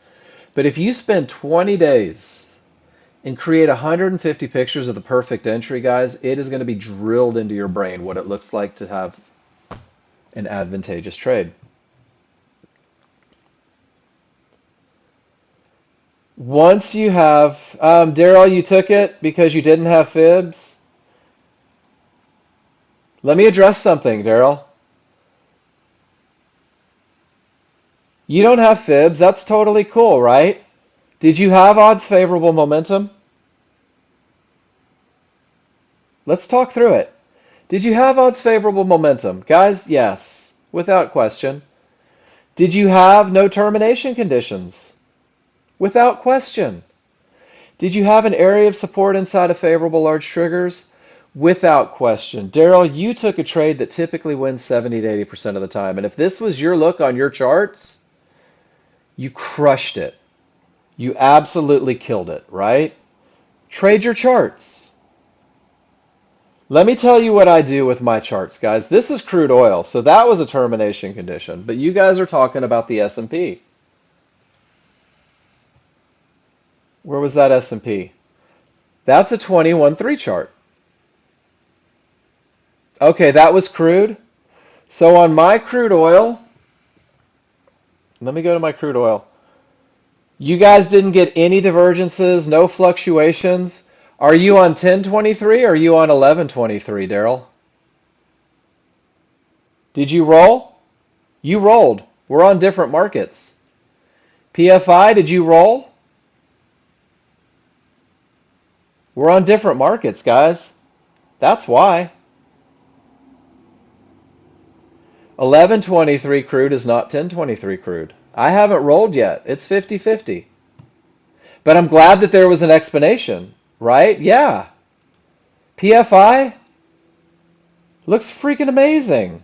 I'd take that trade all day long. So guys, we're just trading different markets right now. Remember that right now, good. But Daryl, go back to every time. PFI, go back to every time. Everybody in this room, go back to every time. Do you see how when you said you took a bad trade? And I said you didn't. I said that you had every advantage that we look for in a trade, right? It's easier to not feel bad about losers when you know there's a statistical advantage. And I think that that's a big thing. There are no bad trades, guys. The trades don't know. They're not human. They don't have emotions. They can't be good or bad. They either fit the rules or they don't. Give me a why if that makes sense. Your trades either fit the rules or they do not. That's it. Yeah, Snorri, they're beautiful. I would take them all day long. But if you're on the 10, Nope. And that's cool. And I'm glad that there was an answer, Daryl. But I want you guys to remember, I spend a lot of time adjusting my charts throughout the day. Sometimes I make changes for educational reasons. But the one thing that I am consistent on every day, guys, and I hope that you are too, is I go through and every day I delete my cash and my ticks so I start fresh. Make sure that you're doing that. And if you've done it and we still don't line up, sometimes you have to just reset and repair your database because digital stuff corrupts over time. Um, it just happens. Great trades, though, gentlemen. Those trades are actually so nice that I could put those in my spreadsheet as what to do. Why, PFI? Why not just pick one and commit to your looks? Or call me crazy. If the volume is split on a market that you normally trade, if it has half the volume and all the opinions, maybe today isn't the best day to trade crude. Is that possible? Oh, I tell you what, man. Let's go back to that trading plan. Great trades, guys. Seriously, great trades. Awesome trades. And they fit it perfect, didn't they? Your trades, the entries were out freaking standing based on a very mechanical approach. Guys, your management has to be the same mechanical approach as a new user because management requires you to be able to read indicators, doesn't it? Management requires you to be able to read your charts in the moment and make sure that things aren't changing. So the same way you're mechanical getting into the market, let's do the same thing, taking care of our money. Let it all begin with a perfect entry. Let it all begin with that high probability, rules based, best of the best, where the market is likely to continue entry. And you'll be amazed at how easy management can be, guys. My stop is outside of the window. My entry is at resistance inside of favorable large triggers. And there's nothing for me to do at this point. Nothing at all. It's either going to hit my stop, right? Normal part of the process, guys, 20 to 30% of the time. You don't get to pick which 20 to 30. Or it's going to give me a reversal bar in the direction of the trade. And if it does, I'm going to reduce my risk 2 ticks above that reversal bar, or if it's a long trade, 2 ticks below. If then, pragmatic, guys. It's not, I hope it goes down, so I'm going to move my stop. It's not, I think it's going to go down, and I just don't want to lose a lot, so I better move that stop and make it safe. If I get a reversal bar, then I put it 2 ticks above that reversal bar. And there's nothing for me to do. At this point, I'm either stopped out for a small loser, or the market decides with all of that momentum, with that clear path, with that perfect entry, that it wants to hit my first target. And my first target's only $100, guys. And that $100 creates elation and joy. I'm happy. I got paid. I heard the Ninja Trader say profit target reached or profit taken or whatever it says. And I feel good. There's like serotonin flowing and it's awesome and my palms dry up and my pulse goes down. Guys, this tiny little target is designed to create confidence through the memory of success. You're going to move your stop to break even. So not only did you just get paid, now you have zero risk on the trade, guys. You have absolutely nothing to lose and money in your pocket. What a great way to be, right? You're playing with house money. And the whole reason that we go through this little rigmarole of quick profits and break even is because it makes it easy for you to trust the large chart to get you to your second target. It makes it easier to trust that momentum to carry you to the next target, to trust that clear path. So what you're doing is you're developing a mindset that says the large chart leads the way, and with nothing to risk and money in your pocket, it's easier to believe in that large chart. As a brand new user, you will get stopped out break even a lot. I'm going to tell you right now, you're going to take profits and you're going to get stopped out and it's going to do everything that you thought it was going to do. Guys, your plan will adjust based on your experience reading the indicators. Your management plan is going to grow and it's going to grow quick when you learn how to read your indicators.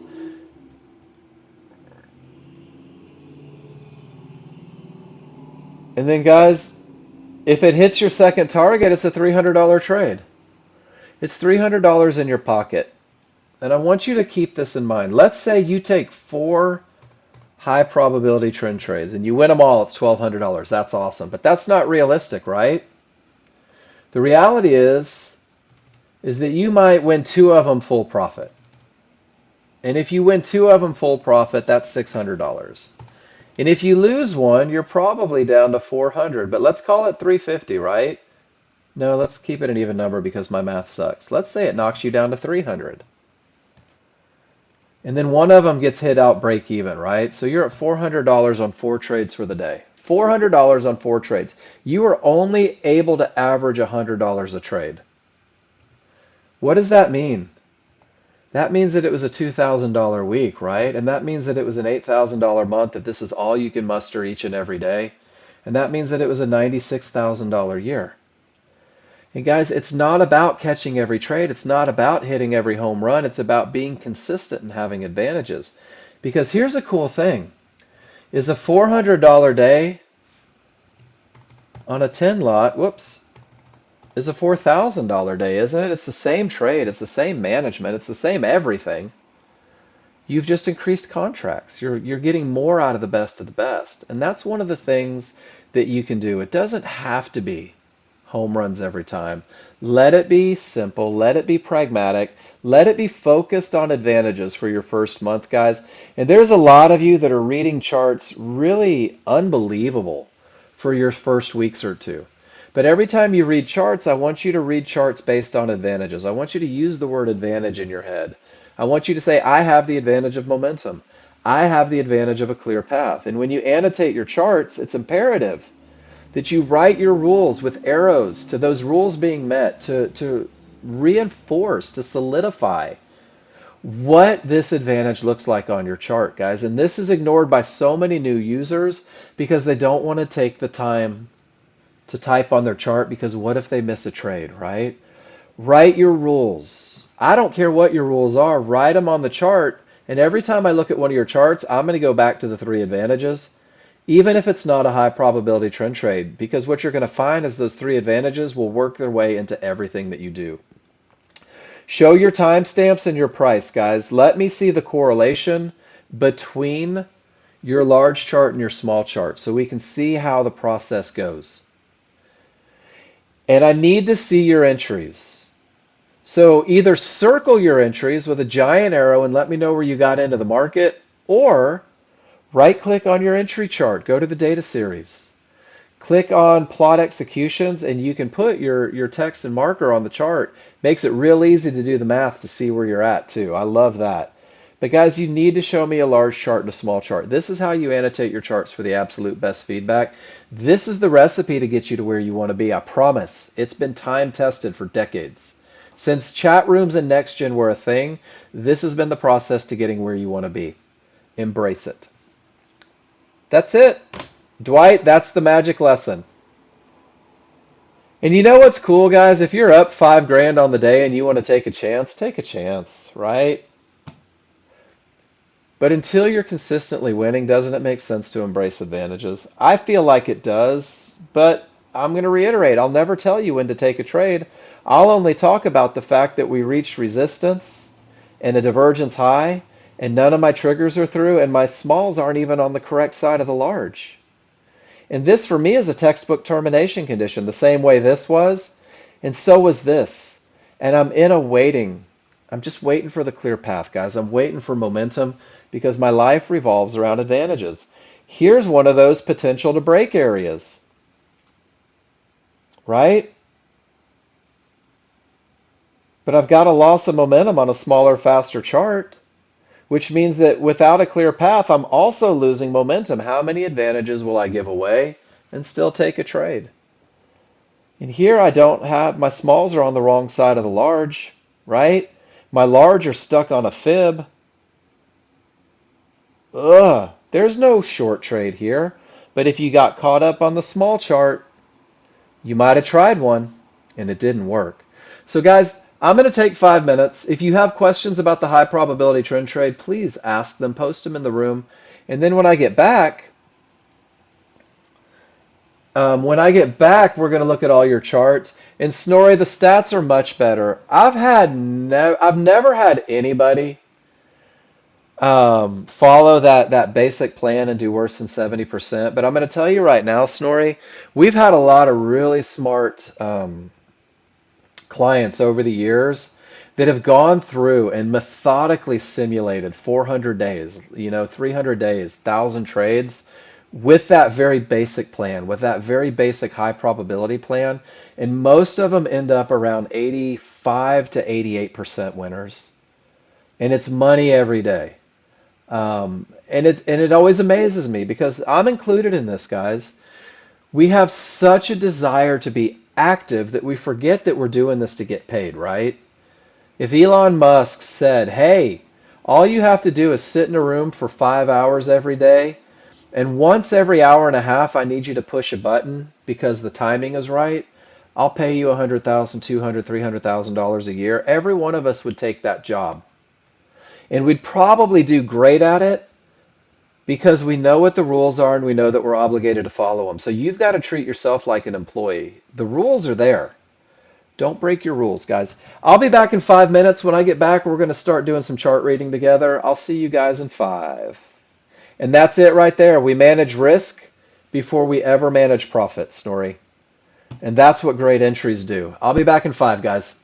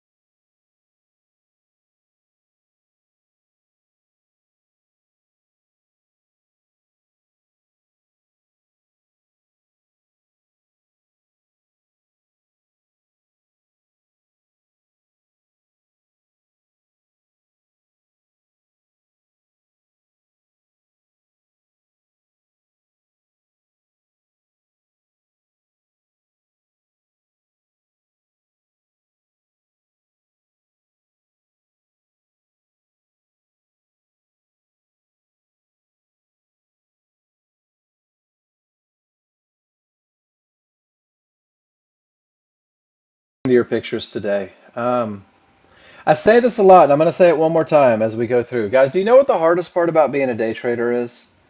In my experience, so this isn't gospel truth, but the hardest part about being a day trader is doing nothing when there's nothing to do, is actually committing to the idea that if your rules aren't met, you're better off sitting on your hands and doing nothing, staying awake. Same thing. That, honest to goodness, is the absolute hardest part about being a day trader, is just simply sitting on your hands and doing nothing because your rules aren't met and trusting your rules so much that you'll wait for them to be met. And guys, all of you are going to struggle with that a little bit. The more you post in the room, the more you write on your charts, the easier it becomes. And then guys, this is the spreadsheet. The spreadsheet that you should be using, that you should be reviewing every day. I'm going to drop my copy in the room because it's got over 250 entries from clients, guys, both in high probability and medium probability trades, but 250, and they all revolve around advantages. It's a four-letter word. It all revolves around advantages. Go through and study them this weekend. Click on them, look at them, and then fill your favorite looks section. What's it going to look like to get you in the market? And make sure that you're tracking, guys, everything that you do. So I'm going to scroll up, and this is what it looks like. I always like to push this over, but do you see how I have to go to the top of the chat box here, guys? I do that, which means that if you post a question while I'm looking at a chart, I probably can't see it. But if I miss a question, make sure that you tell me. I'll go back and I'll look at it. I also posted in the room right at the very top, guys. This is a video watch list. This is your weekend homework. Go through and watch a little bit about defining tops and bottoms.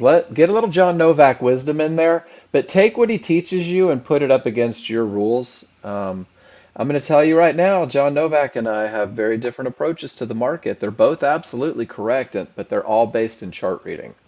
And speaking of based in chart reading, here's a fella that loves odds favorable momentum and no termination conditions. And when he has it, he's modified his plan to take snippets out of the market. A little bit here, a little bit there, catch a little more going down. Guys, this is Ron, and one of the things that you'll notice about his trades if you see him in the room is that 95 out of 100 of them are exactly the same. 95 out of 100 of them fit the exact same rules, the exact same plan. If you go over there, and I know a lot of you guys have a trader crush on Nexgen Ben. If you look at Nexgen Ben's trades, they all look the same. They're a very basic set of rules. And he either enters because they're met or they're not. And you guys that watch Siva, you don't even know what his charts are saying. But every one of his trades is exactly the same. Everyone has the same rules. The same is true for Janesh. So you guys that are over there in Traders Chat, and you're like, I want to do what he's doing, you can't yet because they're 20 years ahead of you, right? So do what you're capable of. Stay in your lane. Focus on your advantages and then create a plan that suits your needs. And that's exactly what Ron does here. Ron got amazing at odds favorable momentum. He got unbelievable at reading clear paths, and he developed a trading plan that suits his needs based on it. Power triggers, great momentum, clear path. $280 base hit, guys. And what you're seeing is Ron at 9:03 a.m. is over halfway to his daily goal. Not hitting home runs. Not hitting home runs. Taking base hits and getting paid when advantages are present. D-Rock. Odds favorable momentum. No termination conditions. Picture perfect entry. First target hit. Second break even. D-Rock, outstanding. Absolutely outstanding, 100% rules-based. And is it just me? Didn't I tell you that you're going to get a lot of break-evens out of this? But your entry was perfect, D-Rock. Your entry could not have been better. Ooh, and then we get into this one, smalls below, large or not. The 50-50 prints, and you take a perfect entry at 23. And for some reason on this one, you chose not to take that $100. Do you see the difference? Could you imagine making $100 on these little ones? That would add up, wouldn't it? That would add up a lot, guys.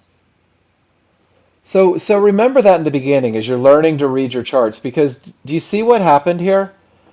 Is divergence printed, meaning that you began to lose momentum on a 50-50 trade. So you got to the point to where you were sacrificing not only your clear path, but now you began to sacrifice your momentum. It's not a gap. Great question. Do you see how your large triggers are already breaching the reversal bar? So this bar could hit those large triggers and go back down, there's not room for it to create a reversal bar before hitting it. Does that make sense, D-Rock? And that's one of the ways you'll use those reversal bar markers. Not really? So let me grab a couple pictures. I had a feeling. Let's grab a couple pictures. Price comes all the way down to the mid band, right? And I wish I didn't have this, but your reversal bar marker is right here at 35.17. This white line on the large chart defines where this bar will become a reversal bar. Let's start with that. Does that make sense, everybody? Your reversal bar marker tells you where this bar becomes an up bar. Well, when we talk about the gap theory, when we talk about price reaching an area and the large triggers not following, there has to be room, D-Rock, for this bar to become a reversal bar before it impacts those triggers. Does that make sense? Cool. So the gap theory, guys, the gap theory means that when price accelerates from those large triggers and runs into an area, if there's a full bar away, well, then that area, it's acting as a termination condition anyway. But when those large triggers don't follow, it's likely to snap back. See how the large triggers are below the reversal bar marker? No long trades between here and there because it's likely to snap back. Large triggers are below the reversal bar marker. We're not looking for the long with that odds favorable momentum, even with the good bottom, because price is likely to snap back and close that gap. I'm looking to see if I have any other pictures. And there it is right there. And there's that look when there is the full bar. Does that clarify a little bit? Guys, this is just a pattern that you're going to recognize a lot. You're going to see it happening. And when you see it happening, you're going to understand. And Dwight, your question was, a good top or bottom comes from divergence lines. So would that be a good top with the divergence? I want to make sure that I understand your question. You're saying that because of the divergence, this is a good top? And this is me asking for a little clarity. Okay, so let's go through the recipe again. Are you ready? Thank you for asking that because a lot of people believe that. This magenta line, Dwight, doesn't print until all the way down here, like the third bar. That's when this line is actually going to print. That's when the calculation is complete. So what happens is, okay, these are terminations at a low. If it's the line coming off of the pivot, it's just a line. It's just a loss of momentum. Do you remember the recipe, everybody? In order for it to be a termination, price has to reach a line, which means, Dwight, when price comes back and reaches that divergence low and none of the triggers break, now it's a termination condition. This is simply a loss of momentum in the market. And I'm looking, I had some going the other direction. This is just a loss of momentum in the market. When price reaches that divergence high and the triggers remain below, now it's a termination condition. And then when that termination condition creates a full reversal, that's when we define it as a good top. That's when we define the good top or bottom. Until there is a full reversal, it's just a termination. But when the termination rolls everything, then it's a good top or bottom. Does that help? Great question, and that's a very common question. Awesome. And guys, keep doing that. Keep asking those great questions. So, Chef, awesome trading on both counts. Beautiful long, great job. Beautiful short. And I think that because it's a medium probability trade, manage it assertively, right? Manage it assertively. Manage it like it's not going to finish the move, and make sure you get paid on it, even if it's just the first contract. And while you're on simulator, man, double up. Go 2 contracts so that you can get in the habit of feeling comfortable letting them run when the large chart says let them run. That's part of the growth process. All right, Snorri. Strong top, way up there. Triggers down, clear path. Pull back to resistance inside of favorable large triggers. High probability, so divergence is ignored. Target hit.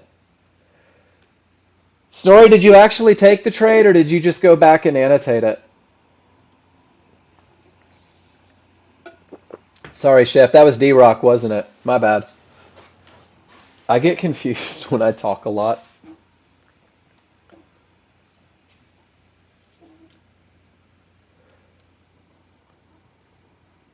It fits the rules, doesn't it? And I'm telling you, man, whether you took it or not, going back and doing this helps. These are the ones that feel easy. These are the ones that feel relaxed. These are the ones that when you take them, your palms don't sweat so much. Um, you don't feel nervous. You don't feel anxious. You just kind of feel like I have so many advantages. They're going to have to come and take me. And Chef, it's because you were next in the lineup, I think. You just missed it. It was in progress. Then great job annotating it and coming back.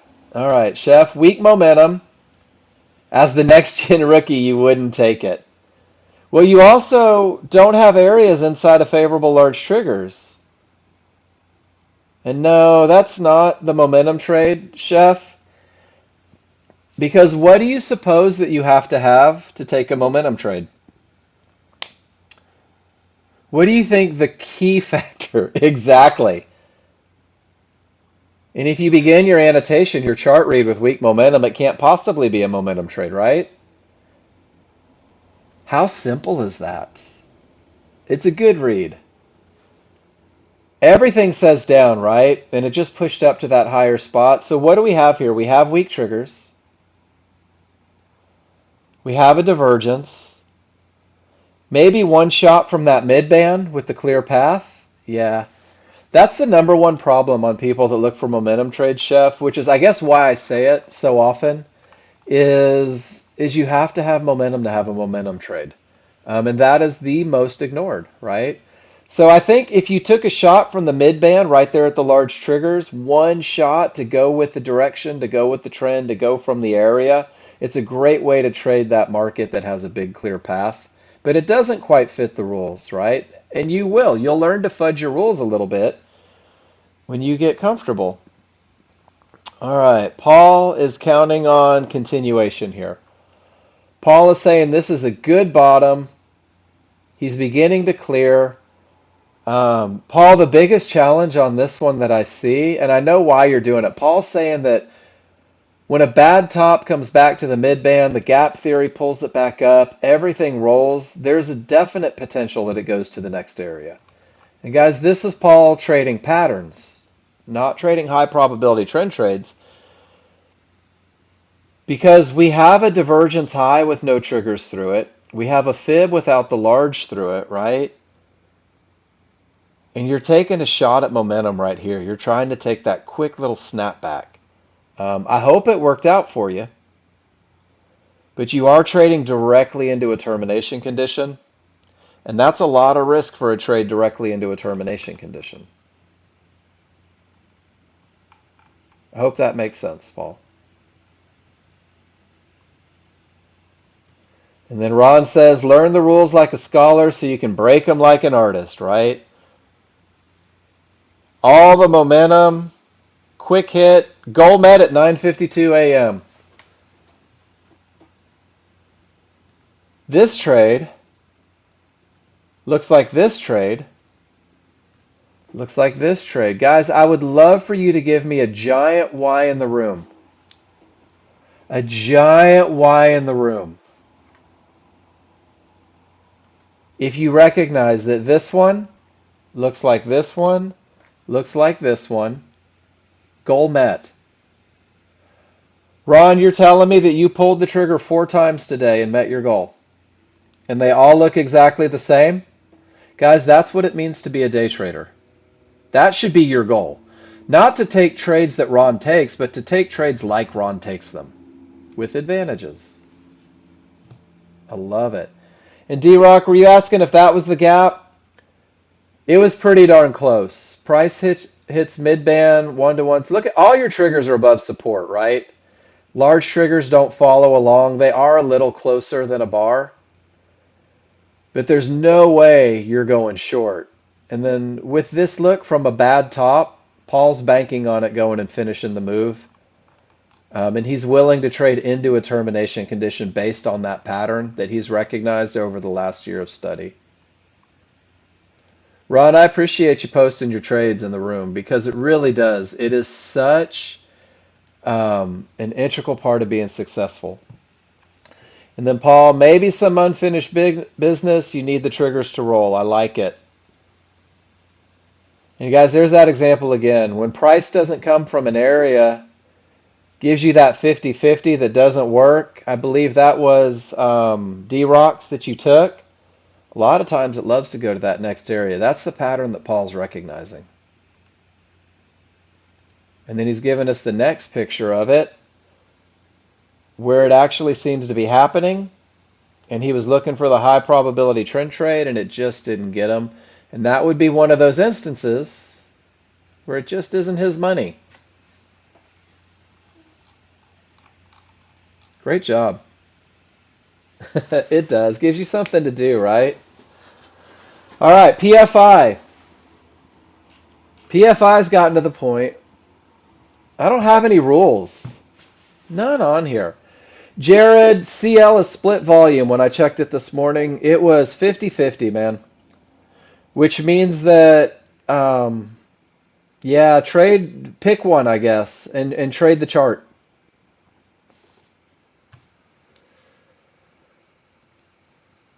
Why do we write rules on the chart? We write rules on the chart because if you're brand new, guys, it lets you know what you're looking for. It lets you know. The ES rolled like a week or two ago, Jared. Yeah, it's 12:23. Yeah, it's 12:23. It rolled like 2 weeks ago. That should change the motion quite a bit. Your trading day just got busier. Guys, remember that you're just reinforcing what you're seeing. You're reminding yourself of the advantages. I can look at this chart instantly. Odds favorable, no terminations, pull back to support. Love everything about it, guys. It takes me half a second. If it doesn't take you half a second, write your rules. And then PFI, it was the perfect trend trade, but because of the split volume, it just didn't work. 70% win, 30% lose. Paul, same trade, perfect. Guys, when crude oil is split between two, there's indecision. Daryl, you took the same great trade. D-Rock, you took the same great trade. Does anybody feel bad about taking that trade? Especially now that you know that there's two different markets. And Jared, this is it. This was the November market of crude. I had the December up, and there were fibs everywhere. So it was a completely different trade, completely different look. But man, guys, that's great. Beautiful. I could teach a class with that look. Like D-Rock, I could literally take this picture and steal your link and go to my spreadsheet, and that would go under my favorite looks because that is just amazing, right? And I'm going to give you credit so when all the kids see it, they know that you called that trade. That's D-Rock's perfect long, right? That's not Mark's perfect long. That's D-Rock's perfect long. And I think that's one of the most important things about this classroom, guys, is sometimes you're going to take a trade that doesn't work. Ron, NASDAQ is on December as well. So NASDAQ is part of the equities. So when ES rolls, NASDAQ rolls.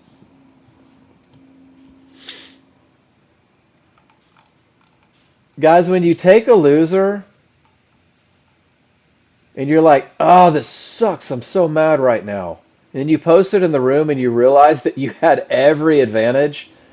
It really does. It softens the blow. It makes it a little easier to accept. And then Paul, termination condition on the bottom, textbook termination condition on the bottom.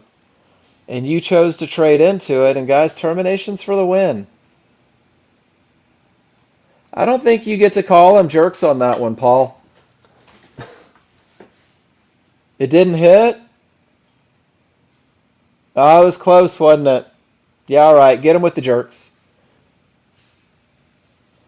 It was super, it was close. Did it hit it? It's hard to tell. On this one, it's probably a couple ticks off. It's probably a couple ticks off. You're 2 ticks off. I don't think you missed it. I think you were 50-50 on this one. So it was a 50-50 trade. It's a good look. Was there any information on your market flow that could have helped? Not really.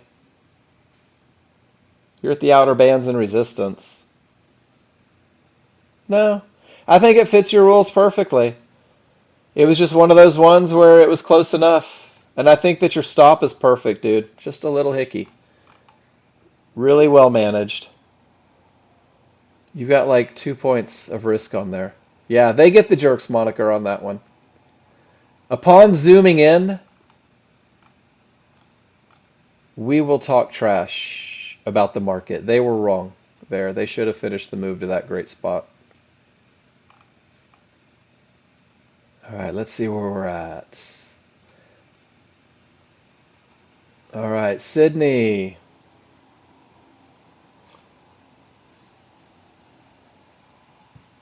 All right, Sydney, are you with me? Can we do something together this morning, Sydney? Awesome. I want you to do this with me right now, and this is going to help me help you. I want you to go to your smaller chart, and I want you to right-click on it. And when you right-click on it, I want you to hit Data Series. And at the very bottom, whether it's 8 or whether it's 7, you're going to see Plot Executions, and it's going to give you text and marker. It's going to give you the opportunity to be able to see exactly where you get in and out. Um,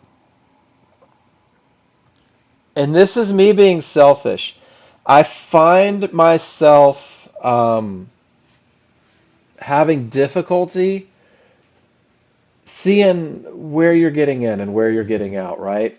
I know that you put entry, but you put entry right at the divergence high, and I'm curious, did you enter down here? Did you enter above, right? So here's support, Fibonacci resistance, large triggers. I can't see your tail. Is that where you entered? Or did you enter above the problem when you had odds favorable momentum? And I only ask because it's so important to me to be able to give you the best feedback. Right click and go to Data Series. From Data Series, whether it's at 7 or 8, scroll all the way to the bottom, and you're going to see something that says Plot Executions. And once you see Plot Executions, make sure that it's on text and marker, or even just marker if you don't want to see the text. But what that's going to do for you, and what it's going to do for me, is that if I sell the market, it's going to show me exactly where I sold the market. And then when I exit the position, it's going to show me exactly where I exited the position. And what this does is it lets me go back to your chart and say, if you got in here, we can talk about not quite having the momentum, and we can talk about trading into areas. And if you entered up here, we can talk about how you did a great job letting the area break, right, and finding that. And then great job identifying resistance as a potential exit. And what it does is it gives me so much clarity that I feel like I can better serve you with my feedback. Um,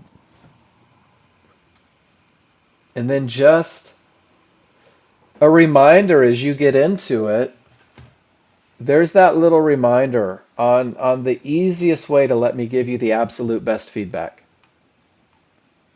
But it looks like you're trading with momentum and direction, and you use fibs for targets. And Sydney, I'm having trouble finding anything wrong with your picture. I would just love to know where the entry was, so that if there's a way to do it a little better with a little less risk, I'd love to offer that help. Gary, termination, the market rolls. You take the first shot, and it works out nicely. And then you take the second shot a little low, and it works out nicely. Gary, nice job trading with momentum direction, getting out at trouble spots. It's hard to go wrong like that. It really is, guys. It's hard to trade with momentum and direction and exit at fibs and have a bad day. And then D-Rock, everything says up. The path is clear. The pullback to support is perfect. Money, money, money. You see 89.94, D-Rock? See all that momentum? You can get there. Dude, that is perfect. You were in at 68. You literally had 2 ticks of risk. You bought the low tick, D-Rock. I would say get in at 71 with all that momentum, right? Be willing to let it run against you a little bit. Top of the window, not the bottom of the window. But you literally bought the low tick. I don't care what you say, ladies and gentlemen. This is the greatest software in the world. All you have to do is learn how to use it.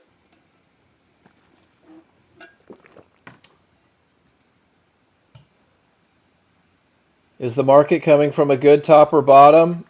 Not yet, because you don't have a reversal, Gary. Your large triggers are still green. You can see it here with the synthetic. So it's not a good top or bottom, but it is coming from a termination condition. You did have a reversal bar. The small triggers were down on the 13.2. I can't see your 21 range. You take the pullback to the fib or the 1-to-1, which is picture perfect right there. No divergence, strong triggers. Small triggers have cleared the large. Small's on the correct side of the trade. I love it. Everything but the strong top, Gary. But it's that termination, right? For this style momentum trade, you're never going to get the full reversal. You're looking for a termination, not a strong top. Does that make sense, Gary? If you wait for the strong top, you'll never catch this trade. So this was a termination condition that was beautiful. These 3 divergences in the same place just validated that this termination was good. You nailed that one 100% picture perfect.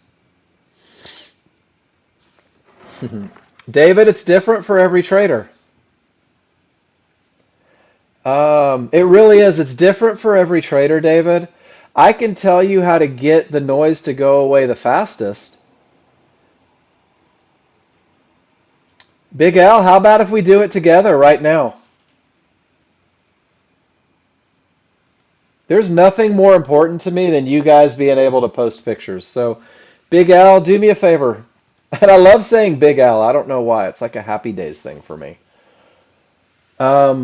Is your TextGen capture up? Cool. Let's go through it together. And I'm going to go through it start to finish. What we want to see, where we want to see it, all that good stuff. So 2 charts, right? We're taking a large chart and a small chart. So it's important to get both chart. When I click this capture button, if I let it hover over just one chart, I'm only going to get one chart's worth of information. And guys, that's very much an incomplete picture. So I'm going to go to the upper left-hand corner. You don't have to get ES in there. I'm going to know from the prices. But I'm going to left click on my mouse and I'm going to drag it all the way down to the bottom right. And what's imperative is that we get timestamps and prices in there. Because remember, Big Al, that we're using the large chart and the small chart together. So if I have the timestamps and the prices on both, it becomes very easy to line things up. Once I release the mouse, this is where these options come in. This is where the camera comes in. This is where I can just click on the camera and it's going to say capture an image. So once I capture an image, this is your image preview. And I'm giving you fish right now because I think that this is probably the most important lesson that you'll ever get as a new user. So David Bout, this is one of the things that's going to reduce the noise the fastest is you posting in the room. And I want you to remember, and I'm going to show this to everybody, that your first day with Nexgen, and really your first 2 or 3 days, looks like this and it feels like this. Does everybody agree with that? That's pretty much your first couple days with Nexgen. I'm giving you a million things to think about at once. It's true, David. But I'm going to show you how to simplify it. The first thing you can do is start posting pictures, brother. Every time you see something, think something, wonder something, get the picture up. And then Big Al, David, these are the tools that you can use. So this shape right here is a square. And let me show you something. If you say, hey, Mark, this was my entry, and you put a square around it, this is where I made the choice to go short. It lets me talk about your entry. It lets me talk about your choice for getting in where the market is most likely to continue. If you have odds favorable momentum, you might say, Mark, this is my odds favorable momentum. This is my best look. And you're pointing these things out. But what I really want you to do is I want you to take that call out button, click and drag to make a box, and now you're writing odds favorable momentum. And what you're doing is you're identifying exactly what it looks like. So, David, if you do this on 50 charts, and 50 charts will take you 2 days to do it. Actually, it'll probably take you 2 hours to take 50 pictures of odds favorable momentum and burn that image into your mind. And then the same thing is you can take it and you can go, well, when price reached resistance, all the triggers were below. You can put this is a term that caused a reversal, so it's a strong top. And notice how I wrote out the entire rules for a strong top, because I don't just want the arrow. I want to know that it was a termination condition. I want to know that it caused a reversal, and that's what made it a strong top, right? So I'm defining with words and corresponding it to the visual. This is how you begin to recognize it faster. And then, of course, over here, we want to put, why did you get in there, right? I got in there because I entered on a pullback to resistance inside of favorable large triggers. And that's the rules 100%. So, guys, get in the habit of annotating your charts like this, right? Get in the habit of writing these rules. And then once you have that, Al, David, click the copy button right here. And when you click that copy button, it's going to put it on your clipboard. And then just come over to the chat box and paste it in. If you're in the pop-out version, you have to hit Control V. If it's not the pop-out version, you can just right-click and paste.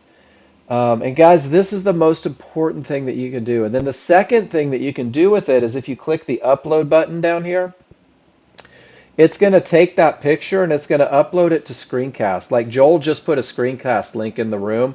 So Joel uploaded his picture and it gives you this link. And then I can copy it. And now that Screencast link is on my clipboard. I can put the Screencast link in the room if you don't just want to copy paste. But this link becomes imperative because I'm going to put that link into my spreadsheet, guys. And this is how you're going to create recognition through repetition. Now I can come to my spreadsheet tomorrow and I can click on the link and I can study this and see what I did in the morning and was it right? Did it follow the rules? And then I come on through. So Big Al, give it a try. And if you run into a snag, let me know. Let's go through it. David, you too. Give it a try. If you run into a snag, let me know. Let's get you guys taken care of because I tell people every day to post pictures. And if you're not comfortable with it, well, then I'm not holding up my end of the bargain. So give it a try.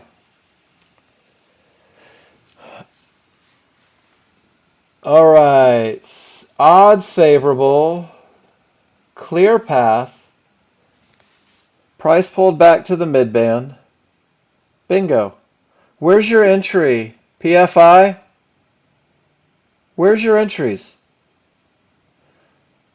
Because that one, no worries. I don't see any entries that fit rules here.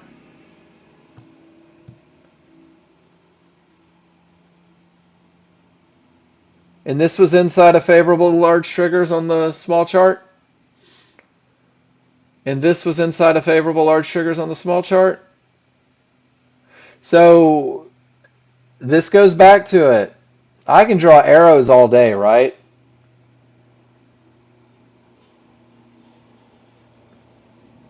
I'm not sure, Big Al. Try it. You're going to give us the answer in just a minute, I think. I'm not sure if you can sign in. I think you can. Like, I think I can be on my phone and the computer at the same time. I could probably even put it on my iPad. But PFI, and this is just going back to the chart annotation thing. Do you see how this gives me an incomplete picture? So it's difficult for me. It's really difficult for me to give you solid feedback on this. And I always want to give you solid feedback. That's okay. It's all right to be off, man. We all have off moments. So, David, I think that the average person understands. Watch this. Here's your path, David. I'm sorry. I wanted to get back to yours since we got off, since we finished. Stop saying sorry. Unless you kick my dog or steal money from me, PFI, you don't ever have to tell me sorry. You're in a learning process. It's an educational process. There's never any reason to be sorry in an educational process. Even if the educational process revolves around getting you the best education, right? So, David, are you cool with trend? Can you look at your large chart and understand whether it's going up or down? I'm going to show you how far along you actually are. Everybody can do that, right? Unless you're colorblind, and then I'll teach you a trick to recognize it even if you're colorblind. I had to do that for a gentleman the other day. But trend is pretty easy, isn't it? Notice that it has a big one next to it. Once you can identify trend, you're already reading your charts and you're already giving yourself the best information. And then once you're good at trend, David, Gary, sorry, I don't care sounds ugly. Who cares about John Novak's trading plan? Okay, cool. No worries. So, David, once you identify trend, we're going to identify momentum on the large chart, right? You're going to be able to go back and you're going to be able to look at odds favorable momentum, and we're going to define it, and we're going to work every day to make sure that you're comfortable with the strong trigger look. But once you combine trend with odds favorable momentum, and you're comfortable with this, like this is the second piece of the puzzle, you're going to start your work on termination conditions. You're going to start getting um, great at recognizing areas inside a favor or areas that may stop the market, that may reverse the market, areas that might create a bounce. And then once you're good with that, once you're comfortable with that, we're going to start looking for those great entries. And David, I'm going to tell you, most people start looking for those great entries within the within the first week, and it really becomes comfortable. That large chart read starts to become comfortable. Um, and it's comfortable to the point to where you're going to make a lot of mistakes, right? Because it's still brand new. But by the third or fourth day, and some of you guys that are really new, kind of help me out with this. Does that feel about right? By the third or fourth day, it doesn't feel like a foreign language anymore. By the end of the second week, you're like, oh my gosh.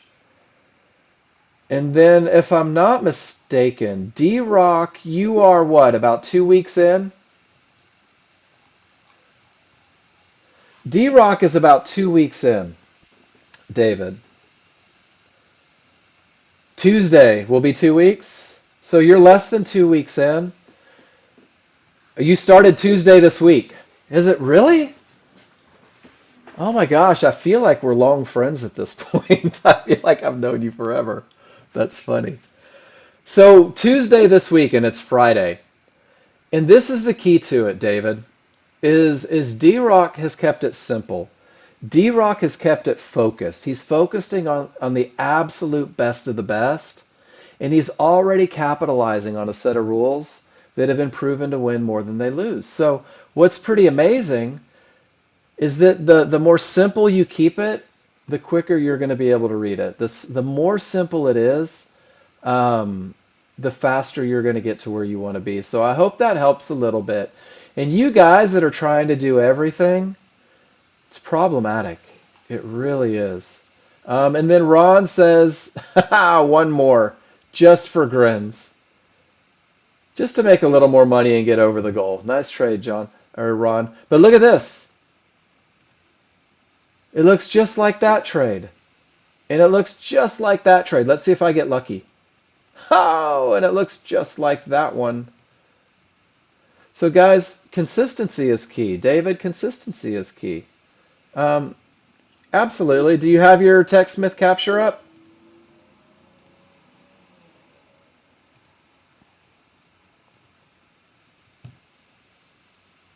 So do me a favor. Go to your search bar and type in TechSmith. I got you, Ron. It's only 11:14, Dwight. I haven't gotten there yet, but thank you. Tech, T-E-C-H. So TechSmith Capture is the name of the free software that was downloaded when you got your demo. So when you loaded indicators, this is part of the indicator load, is that TechSmith Capture. And then Big Al says, I'm an awesome student. And there it is. Strong work, Big Al. Okay, so once it's up, click Capture. And that's going to give you the rifle sights there. If you hover over only one chart, it's only going to get one chart. But remember that we're two chart traders, David. So I want you to left click in the upper left-hand corner, and I want you to drag it all the way down to the bottom right. See how my crosshairs go all the way down and it opens it up for me? And then I want you to release. And when you release down there, it's going to give you this option right here. And then once you have this, just click on that camera. It says capture an image, and it gives you your image preview. So far, so good?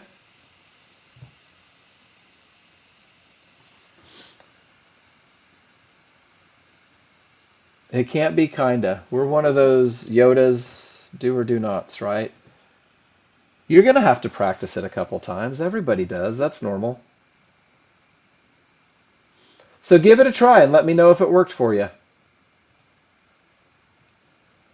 And then also let me give you the link for watching videos. There you go, David. You got it, brother. You, my friend, are a great student. And then from here, get in the habit of vandalizing your charts. Ron, have an awesome weekend. Get in the habit of using that call out button, of writing everything you see and asking questions. And then just share it in the room like you did, man. And that's how you're going to get to where you want to be. Ron, enjoy your weekend, dude. Great trading today. Solid, consistent. That's all we could ever hope for, right?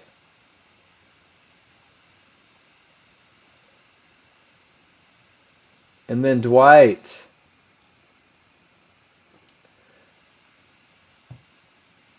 Annotations, Big Al, is that call out button. D-Rock, you out of here? Oh no, you're staying. He's going. I like it. Take care, Ron. D-Rock, the annotation. Yep, so when you capture,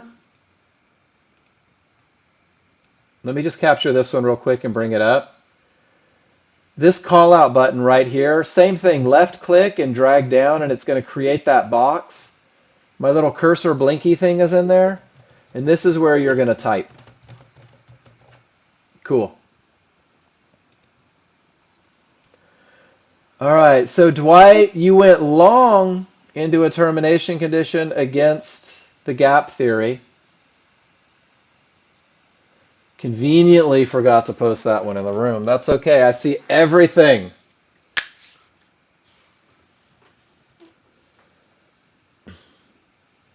And then you took a momentum style trade and got out at the problem. Dwight, that's nice execution on that one. I don't have rules for it, but it looks like you knew exactly what you were doing, right? And guys, let me show you the crazy thing about being brand new. You shouldn't be. It's right into terms, right? But check this out, Dwight, and let me show you. Let's celebrate. Guys, I love victories. So let's take a victory here. Here, you said to hell with the termination condition. I'm trading into it anyway, right? And you didn't even wait for anything. You like just jumped in at the top of everything. Couldn't care less that this is where the market was likely to stop. And then some stuff happens. And here, you respect the ever-loving bejesus out of termination conditions. And you get out of your position at that area. Do you see the difference? Here, you couldn't care less, and here you respect it. All I see is growth. All I see is that even though you're still taking chances because you're new, you do understand the concept. Does that make sense? And I think that's rad, man. I think that that's so cool. And then D-Rock, price accelerates away from the large triggers, smacks right into Fibonacci. See how the large triggers remain a full bar away? Anything you do inside of this vacuum as it pulls back down to those large triggers typically gets squashed and run over. Does that make sense? It doesn't say go short. It just says if you try to go long, your odds of success are pretty slim. And look at the distance between the two. It just snaps back. It's not anymore because his market is already down into next week. So the reversal bar marker prints in the moment. There's your reversal bar marker. There's no gap theory in effect here. Let's see if we have a market where maybe it might be happening. Here price is accelerated. See how the large triggers are above, or they're splitting the white line? Gap theory not in effect. The large triggers would have to be down here for the gap theory to be in effect. And then here is the gap theory was in effect. When price reached this mid-band, these large triggers were down below the reversal bar marker. Look at that full reversal bar to get to it, and ultimately the market continues down in the direction. But if you scroll back, you'll see that happen a lot. You'll see the gap theory quite a bit. And it's not that it's necessarily a trade. It's just a little safeguard to keep you from trying to trade against price that's likely to snap back and run you over. And then guys, when you get that bad bottom, when it reaches a mid band, when those large triggers aren't following, it loves to finish the move to the next key area. And that's the second half of that pattern, D-Rock. Right now, this is NASDAQ. Mine's gold on the NASDAQ. Right now, my reversal bar marker is right here. This is the price where this bar would become an up bar. And even on my small chart, this price is the price at which this would become an up bar. So look how far below the large triggers are below the reversal bar marker.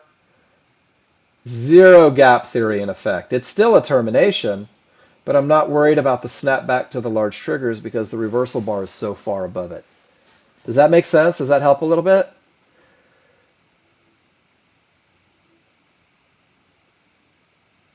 I don't know. I'd have to see a picture in the moment. And man, D-Rock, remember that everything that we do, as good as Nexgen is, as good as I am at reading indicator, it's areas, right? This is a moving average. So if the very bottom of this line is just scraping this, and you want to be in a short trade so badly, you're going to say, well, it's above. And if you're feeling a little timid that day, you're going to say, oh, it's below it. Gap theory is not in effect, right? So look at the big picture a lot, and that just comes through repetition, right? But if you keep it simple initially, this is a 50-50 trade, right? Small's above, large or not. Large triggers are not a full bar away because there's my reversal bar. Here's my window of opportunity, not coming from a good bottom. The marker is always there. You can even see the price if you slide it over. So let's see if we get a reversal bar. 90.48 is the price where this becomes a reversal bar.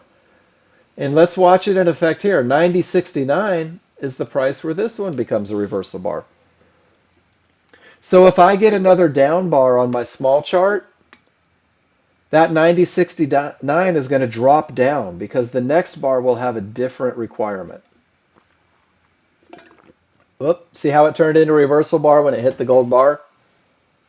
That's how we use it. We use it for the gap theory.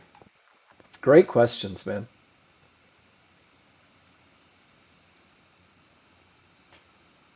Gary, we saw that one. Big Al, we saw your test. David, we saw your test. Nice job. And there we go, guys. That's all the pictures for the day. Strong work getting things done there. So, guys, I'm going to take 2 minutes real quick. I'm super hydrating right now. I got to relieve a little bit of the hydration. When I come back, we're going to finish strong. So this is what I want to do, guys. In the last 30 minutes here, if there's something that you want to talk about, if there's a concept that you need a little help with, actually, you know what? Jerry, when I get back, I want to share some of my NASDAQ thoughts with you. Are you still here? Hey, D-Rock, have a great weekend, man. We'll see you on Monday. Enjoy. And I'm going to give you the disclaimer. If you can't follow rules, if you don't know your rules, if you're not so comfortable that you identify your rules in seconds, NASDAQ will destroy you, most likely. So there's my disclaimer, guys. I don't encourage new users to jump into NASDAQ. You have to be a chart reader already, right? So if you're struggling with termination conditions, NASDAQ is tough. So Tony, if you right-click on your SIM account straight from the control center, and you'll see Edit. Click Edit, and there's a reset button. And if you need help with that, I can pull up mine. But I think it's also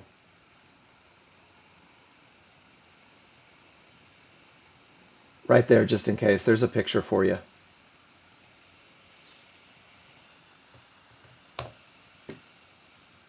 Guys, I'll be back in just a minute. When I come back, we're going to get into that final hour. We're going to talk a little bit. We're going to dedicate a little bit of time for you NASDAQ traders. So I'll be back in just a second, guys.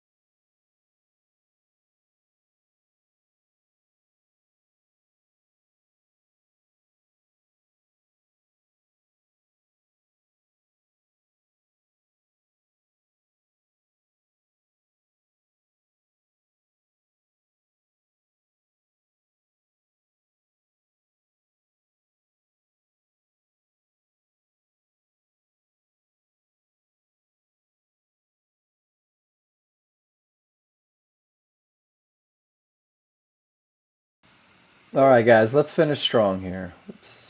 Let's finish strong. Here we go. Final hour. Holy termination conditions, Batman. Look at that. Crude oil. Right into Fibonacci resistance, and none of the trigger lines broke. All right. I love it. So, guys, I'm going to recap. the week real quick, to be honest with you. Um, and your path, okay? Guys, everything that you do revolves around advantages. Your trades should be based on something that is proven to give you a statistical advantage. Your statistical advantages, in most cases, are a culmination of momentum, a clear path, and an entry area. This is the easiest of the easy. This is the most direct line to success is to embrace the high probability trend trade, right? To keep it simple and only on two charts, to not worry about the person in the room that isn't you. Don't worry about what they're doing. We're all at different places, guys. We're all at different places. That's why there are pro sports, why there are amateur sports. That's why we play Little League, because everybody's in a different spot. You can get to where you want to be by posting pictures, asking questions, using the spreadsheet, going through repetition, guys. And that's one of the biggest things. And I'm going to tell you right now that it was the spreadsheet. It was me going through and backtracking.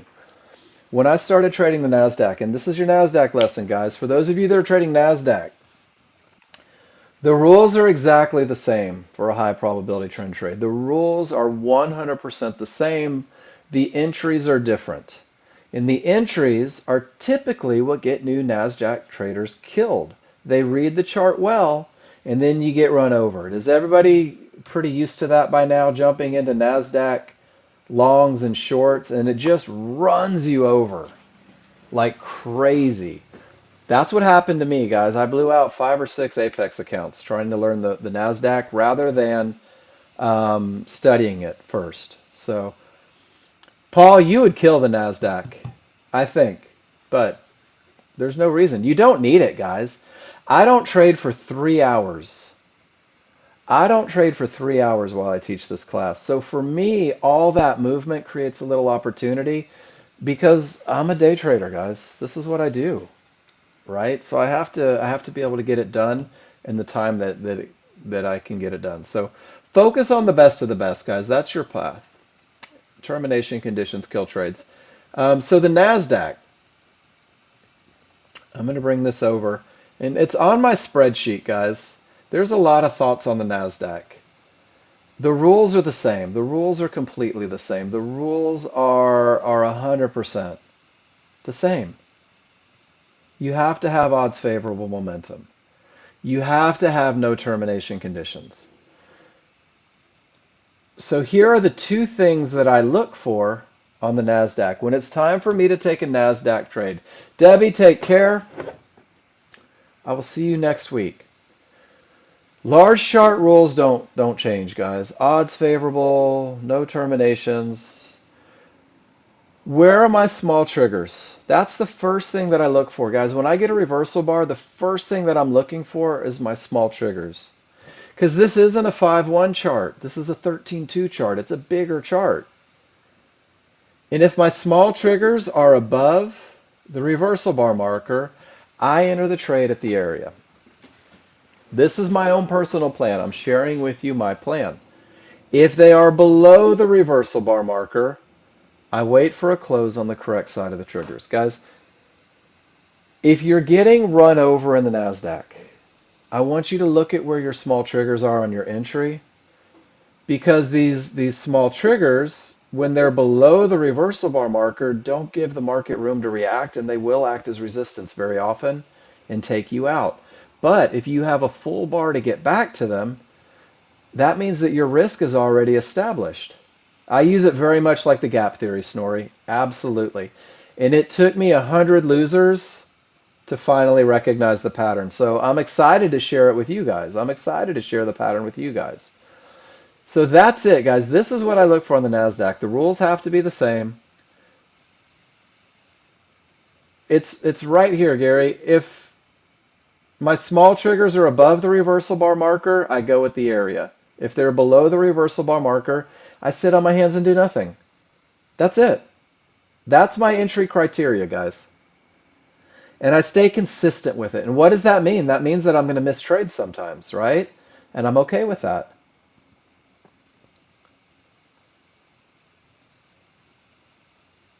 And these are just some of my pictures. Do you see how strong the small triggers are? The small triggers win. Guys, they win so often. The small triggers were up strong, and I want you guys to see this picture. This is great for you NASDAQ traders. When those small triggers are not a full bar away. Gosh, this is huge. Why is it doing that? Let me see if I can make that smaller and hopefully consistently smaller. When those small triggers are strong, when they're not a full bar away, guys, they can act as support. So you just let it pull up. Let it get to that window of opportunity. Look for the close on the right side. And I'm telling you, this is such a safeguard, and it's going to keep you out of so many frustrating losers on the NASDAQ. And when I go through all my pictures in my chart, they all say never fight the smalls. There it is right there. Beautiful setup. 32 flavors of ass kicking if you fight the small triggers, guys. And then the flip side of that is if the smalls are a full bar away, get in at the area. It's a manageable trade. The rules are still the same. Get in at the area, manage the trade, manage your risk. Does that make sense, guys? Whoops, that's a dead link. I'll have to get rid of that one. Small triggers are coming up strong, strong, strong, strong. Look what happens. It absolutely gets run over. Guys, all this is me losing so many times that I got sick of it. And I discovered the pattern. Small's a full bar away. Allen took this one beautifully, right? But he waited for the close on the correct side, and look at that risk. So that pattern creates a better entry. Small's full bar away. Look how far they are. Could have entered the market at the area, managed the risk beautifully. If the large chart says go, and the smalls are a full bar away, guys, take it at the area. Manage your risk. NASDAQ traders, does this make sense?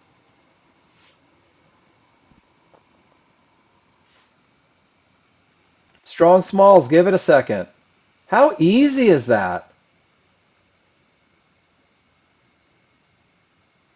John and I were looking at a trade earlier, and I told him at the beginning of the day, I said, John, dude, small triggers aren't a full bar away. Small triggers aren't a full bar away. It's going to push higher. And he goes, nope, I got a market flow single. I'm going. And I'm going to show you the trade from this morning, guys. I want to show you how there's two approaches. And if you're okay with the risk, it's cool, right? It wasn't long before class, so I'm going to scroll back. And I want you guys to see this. And Jeremy P., yeah, I would say that my ratios are pretty close at this point. Let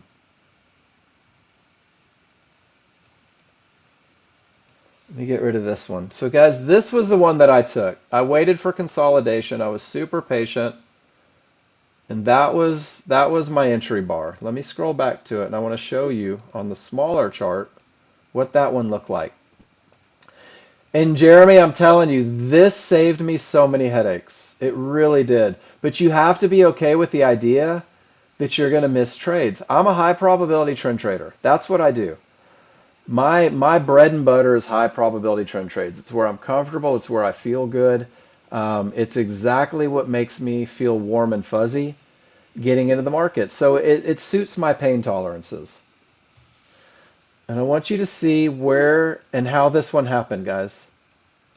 Let's see if we can line them both up. Here's my reversal bar and here's my area, guys. And at the time of the bar, these small triggers, they were above the reversal bar marker. And the market comes down and it stutters. And this is one of the ones where if it went from here, I was totally willing to lose it because I still want to get in by the area. So the market pulls back up and the triggers are strong, right? Two divergences pushes me up. And this bar was my entry. And this entry is darn near the same entry as here. It's a couple ticks worse, but now I have confirmation from the right side and it never stutters all the way down, right? So I'm looking for the areas, I'm looking for the window, and guys, I really want my close inside of favorable large triggers to be in that window. I want it to be close to the areas because these small triggers are going to push you up. And the other part of that is it may push you up just a little bit further, right? And that close happens down here. I wait for the close. PFI, I put a market stop order on the reversal bar marker. So if I'm saying this bar has to close down to go short, I literally have a sell stop, whoops, on the reversal bar marker. So it 100% demands. I don't use market flow, Snorri. I'll use it for that confirmation of um, of momentum. I firmly believe you can find success in the market with two charts. I really do. And for me personally, guys, too much is too much. Here's my reversal bar marker. If my rules say go long if I get a reversal bar marker up, buy stop limit. Well, it went up too soon. So if it's short, sell stop limit. If I get a reversal bar, I'll know because it has to hit the reversal bar marker. It hit it, and now I'm in the market.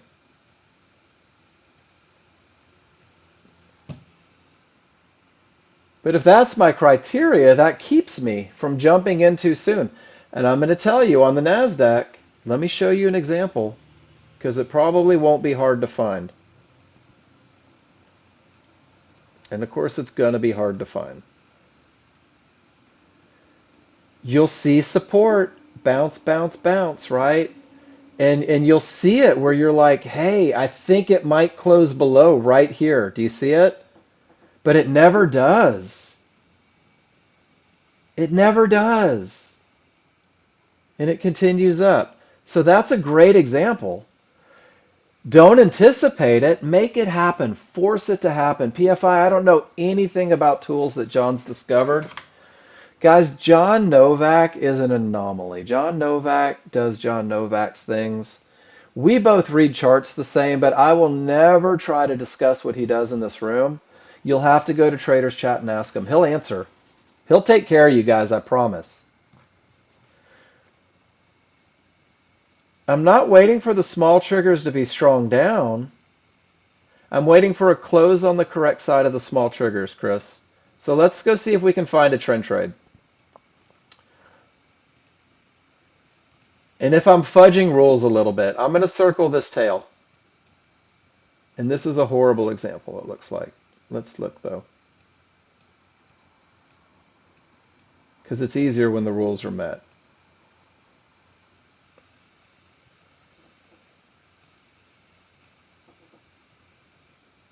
Essentially, my stops are a little different.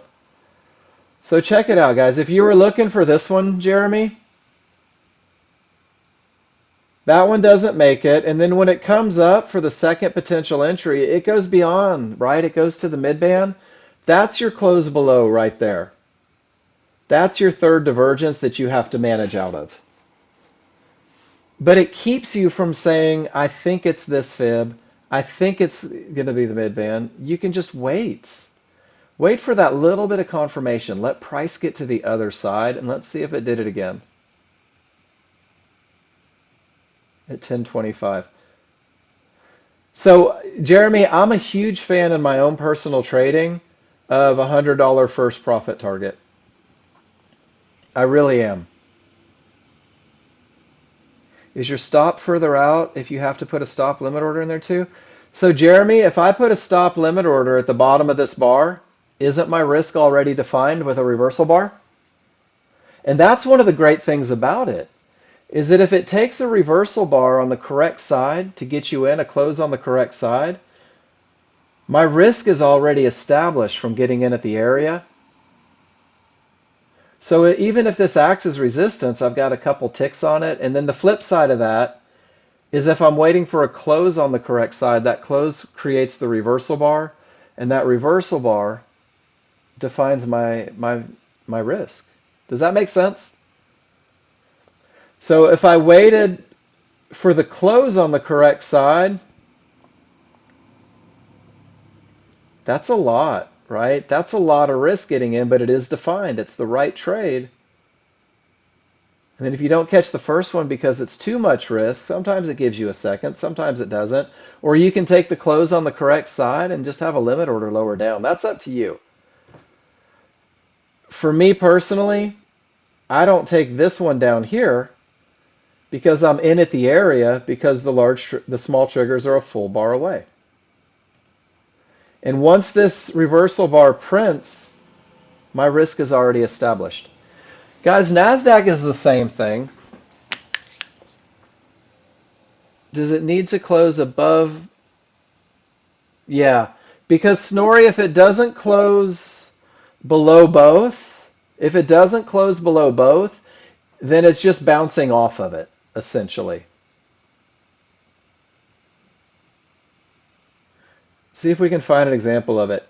If it doesn't close above, it's just bouncing off of it. And that's a great example. If you were looking for a long trade and you tried to anticipate this close, what it did is it ran you over, and those used as it does it doesn't close in between, does it, Snorri? It closes all the way down here.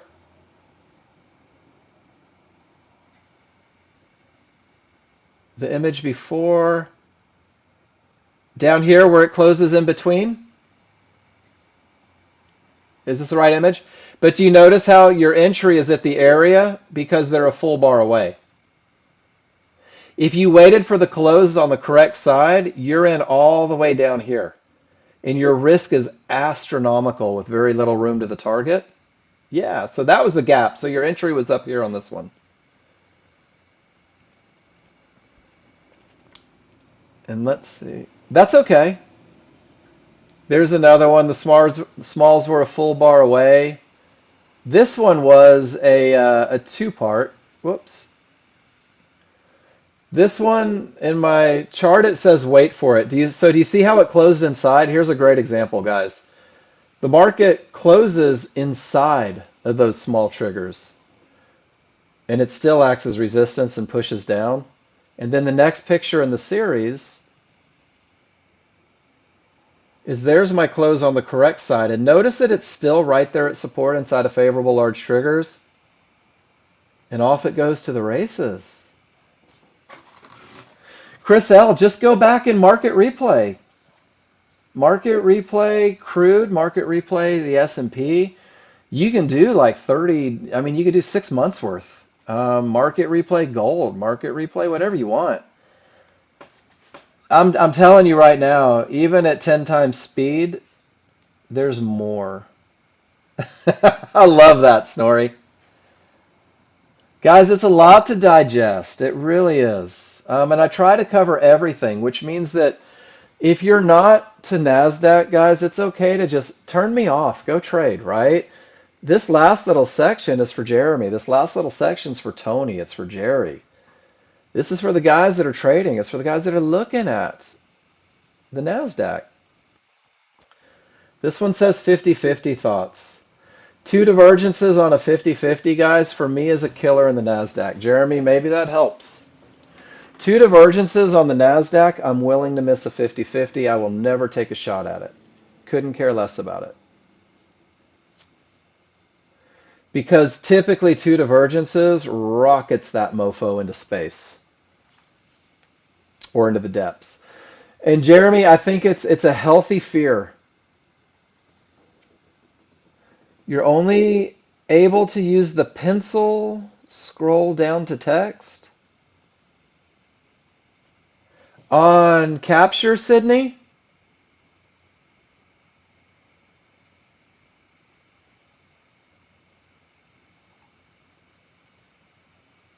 Got a couple pictures in here. Paul, this looks so nice after the fact. Not strong triggers into terminations. It's hard, right? Three divergences off the top. Paul, this is where you have to make a decision. And am I willing to risk it in a market that's been trending down all day with all my triggers down, with no divergence, with strong triggers? Is it worth a 10-point hickey? Maybe.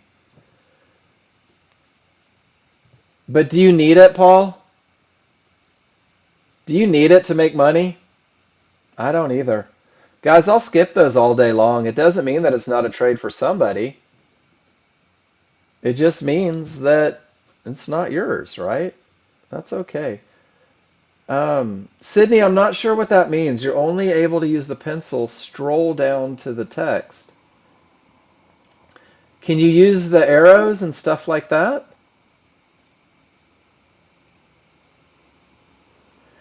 And then Jeremy, it's a 50-50 trade. It has divergence. And it's hard to tell where the triggers would have been on this one. Um, do you know were the small triggers a full bar away on that one? Or were they a little closer? They were not quite over or under, kind of split.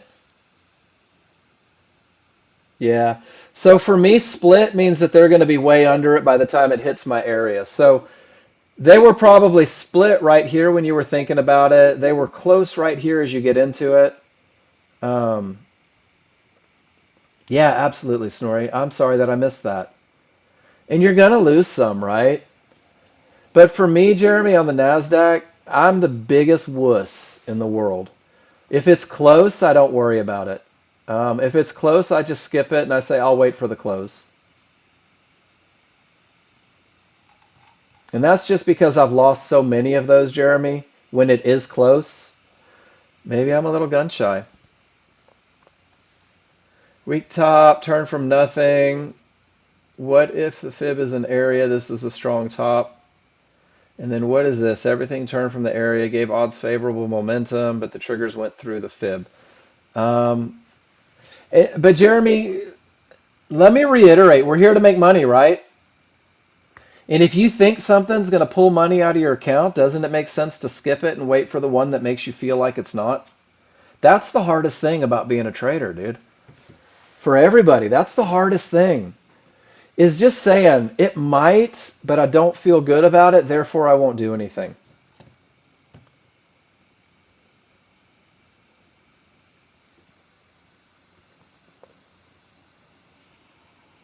Dude, absolutely. And let's do it. Jerry, I've just done it for the last 15 minutes. Where were you? We'll do it again, man. No, that's okay. That happens. Sydney, the picture that I just posted talks about what we need to see. It talks about how to get those markers in there. But Sydney, do me a favor this weekend, just make this part of your homework. Because you're 99% of the way, and this will fix the rest of them. Here's the video. And that'll walk you through using every one of the tools on that capture software. And that's just the little push you need to get to exactly where you are. So Jerry, we're talking about NASDAQ, right? Let me find the picture that I started with.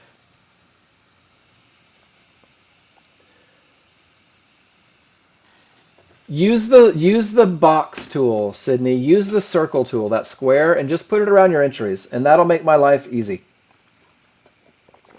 That's the only thing that I'm missing on your charts. You're annotating them beautifully. I just want to see your entries and your exits on the small chart, not the large chart, on the small chart. So keep doing all that awesome typing on the large chart, and then go to the small. And then Jerry, I'm going to answer this one, and then we're going to go and we'll do a little more Nasdaq in the last 10 minutes. So Snorri, I always answer these questions like this. This is always the first way that I answer them. Is reminding you guys that fibs are areas, reminding you guys that there are thousands upon thousands of calculations over time frames that create these areas, and there are bajillion calculations that go into it. Yeah, the circle or the square, Sydney, just right where your entry point is. That would be perfect. So what we run into, Snorri, is sometimes the market stops a little short. Sometimes the market overruns a little bit. Accepting that fibs are areas is a huge part of being okay with this being two ticks off of the Fibonacci high. And just saying, man, that's close enough for me. There were probably 10,000 calculations that created this line, and there were lines above it, there were lines below it, but this was the highest concentration. And the same thing down here. This is a little bit of overrun. The triggers were coming through. And I bet you on your smaller, faster chart, there were probably a couple divergences down there, just kind of helping a little bit. Um, so what you'll find, Snorri, I would say, yeah, that's close enough that once it reverses and gives odds favorable momentum, I love the idea that it's a strong top, a tick or two off. Down here, I'm not as inclined. Because the small went all the way through and really the large broke all the way through too. If it rolls at it a little bit, I'm not going to call this a strong bottom because both the small and the large went through it. And that creates challenges for me. It doesn't mean that this isn't a good opportunity here. What was that? Crude oil? So what did it look like when we go back to it? Let me take a look.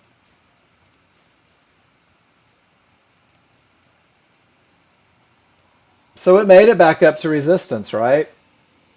We're not sure. What did it look like on a smaller, faster chart? Three divergences in the same location, Snorri, can kind of confirm that that was probably a little bit of overrun. Does that make sense? And here's the thing, guys. Strong tops and strong bottoms are awesome. Strong tops and strong bottoms, I mean, God, they make me feel good, right? But the first thing that it says on your trend trading checklist is that you can still have an awesome trade without a strong top or bottom. But Snorri, if you're using it for those 50-50s, right? If you're using it just for a little confirmation, it adds a little bit of credence to that 50-50 look. But it was no divergence right back. So we kind of anticipated it to continue up just a little bit, and then it hit that fib, and now they're in decision-making mode right now. Does that help a little bit? Strong tops and bottoms are outstanding. Strong tops and bottoms aren't mandatory for great trades.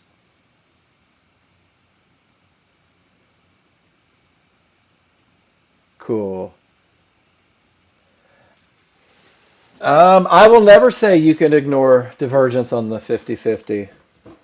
But what I will say, Snorri, is that in my own personal trading, if I am coming from a strong top or bottom and I have everything else met, I might be inclined to ignore a divergence on the 5-1. You'll have to make that decision for you.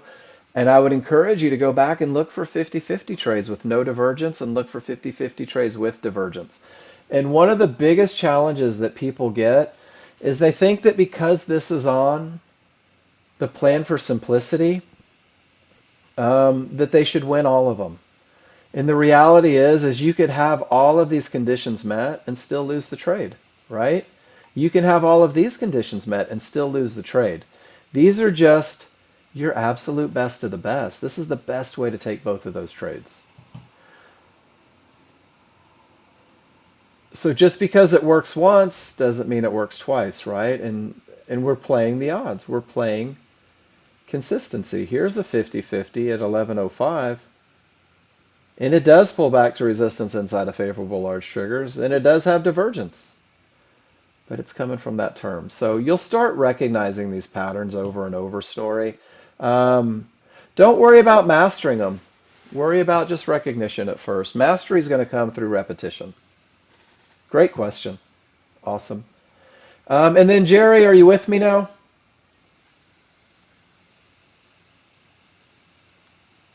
I'm going to give you 2 or 3 minutes. Um,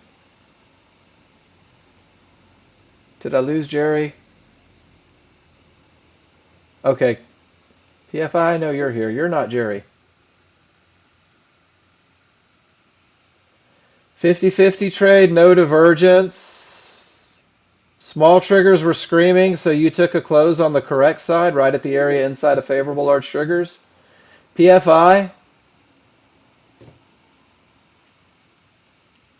God. Do I yell at you? All right. Great job. Great job. Paul, take care. But do you see how, and Jerry, this is your lesson right here. It looks like a trade. Strong triggers, 50-50, coming from a term. Life is beautiful, no divergence. But because the small triggers are down so strong, waiting for the close on the correct side gives the opportunity for success. That's the lesson on NASDAQ. So, Jeremy, do you see how you got in at the top? Maybe your second chance, because nothing blinked over here, is that close on the correct side. And guys, that's just one of the characteristics of NASDAQ. The large chart leads the way, but your entries are going to be just a shade different. And then Jerry, I don't know, I hope you didn't get another phone call. Jerry, take the spreadsheet, if you're listening, and go through the section that says NASDAQery. And did it work, PFI? It looks like it worked beautifully. Isn't that a cool little trick, though? Because what it does is it keeps you from trying to anticipate those closes. It forces you into a close on the correct side. And if your reversal bar isn't on the correct side of those triggers, then you don't even have to. You don't even have to set that stop. So I hope that helped the NASDAQ traders. For you guys that aren't there yet, I hope this week has been great for you. I hope that you feel like you're moving forward. Every day it should get a little better. Every day it should get just a little bit better. Every day it should get a little bit easier with a little more clarity. You took profits at the first target, then you moved to break even. Perfect. Rock star, right? Couldn't hope for anything more. So PFI, let me ask you, was it easy?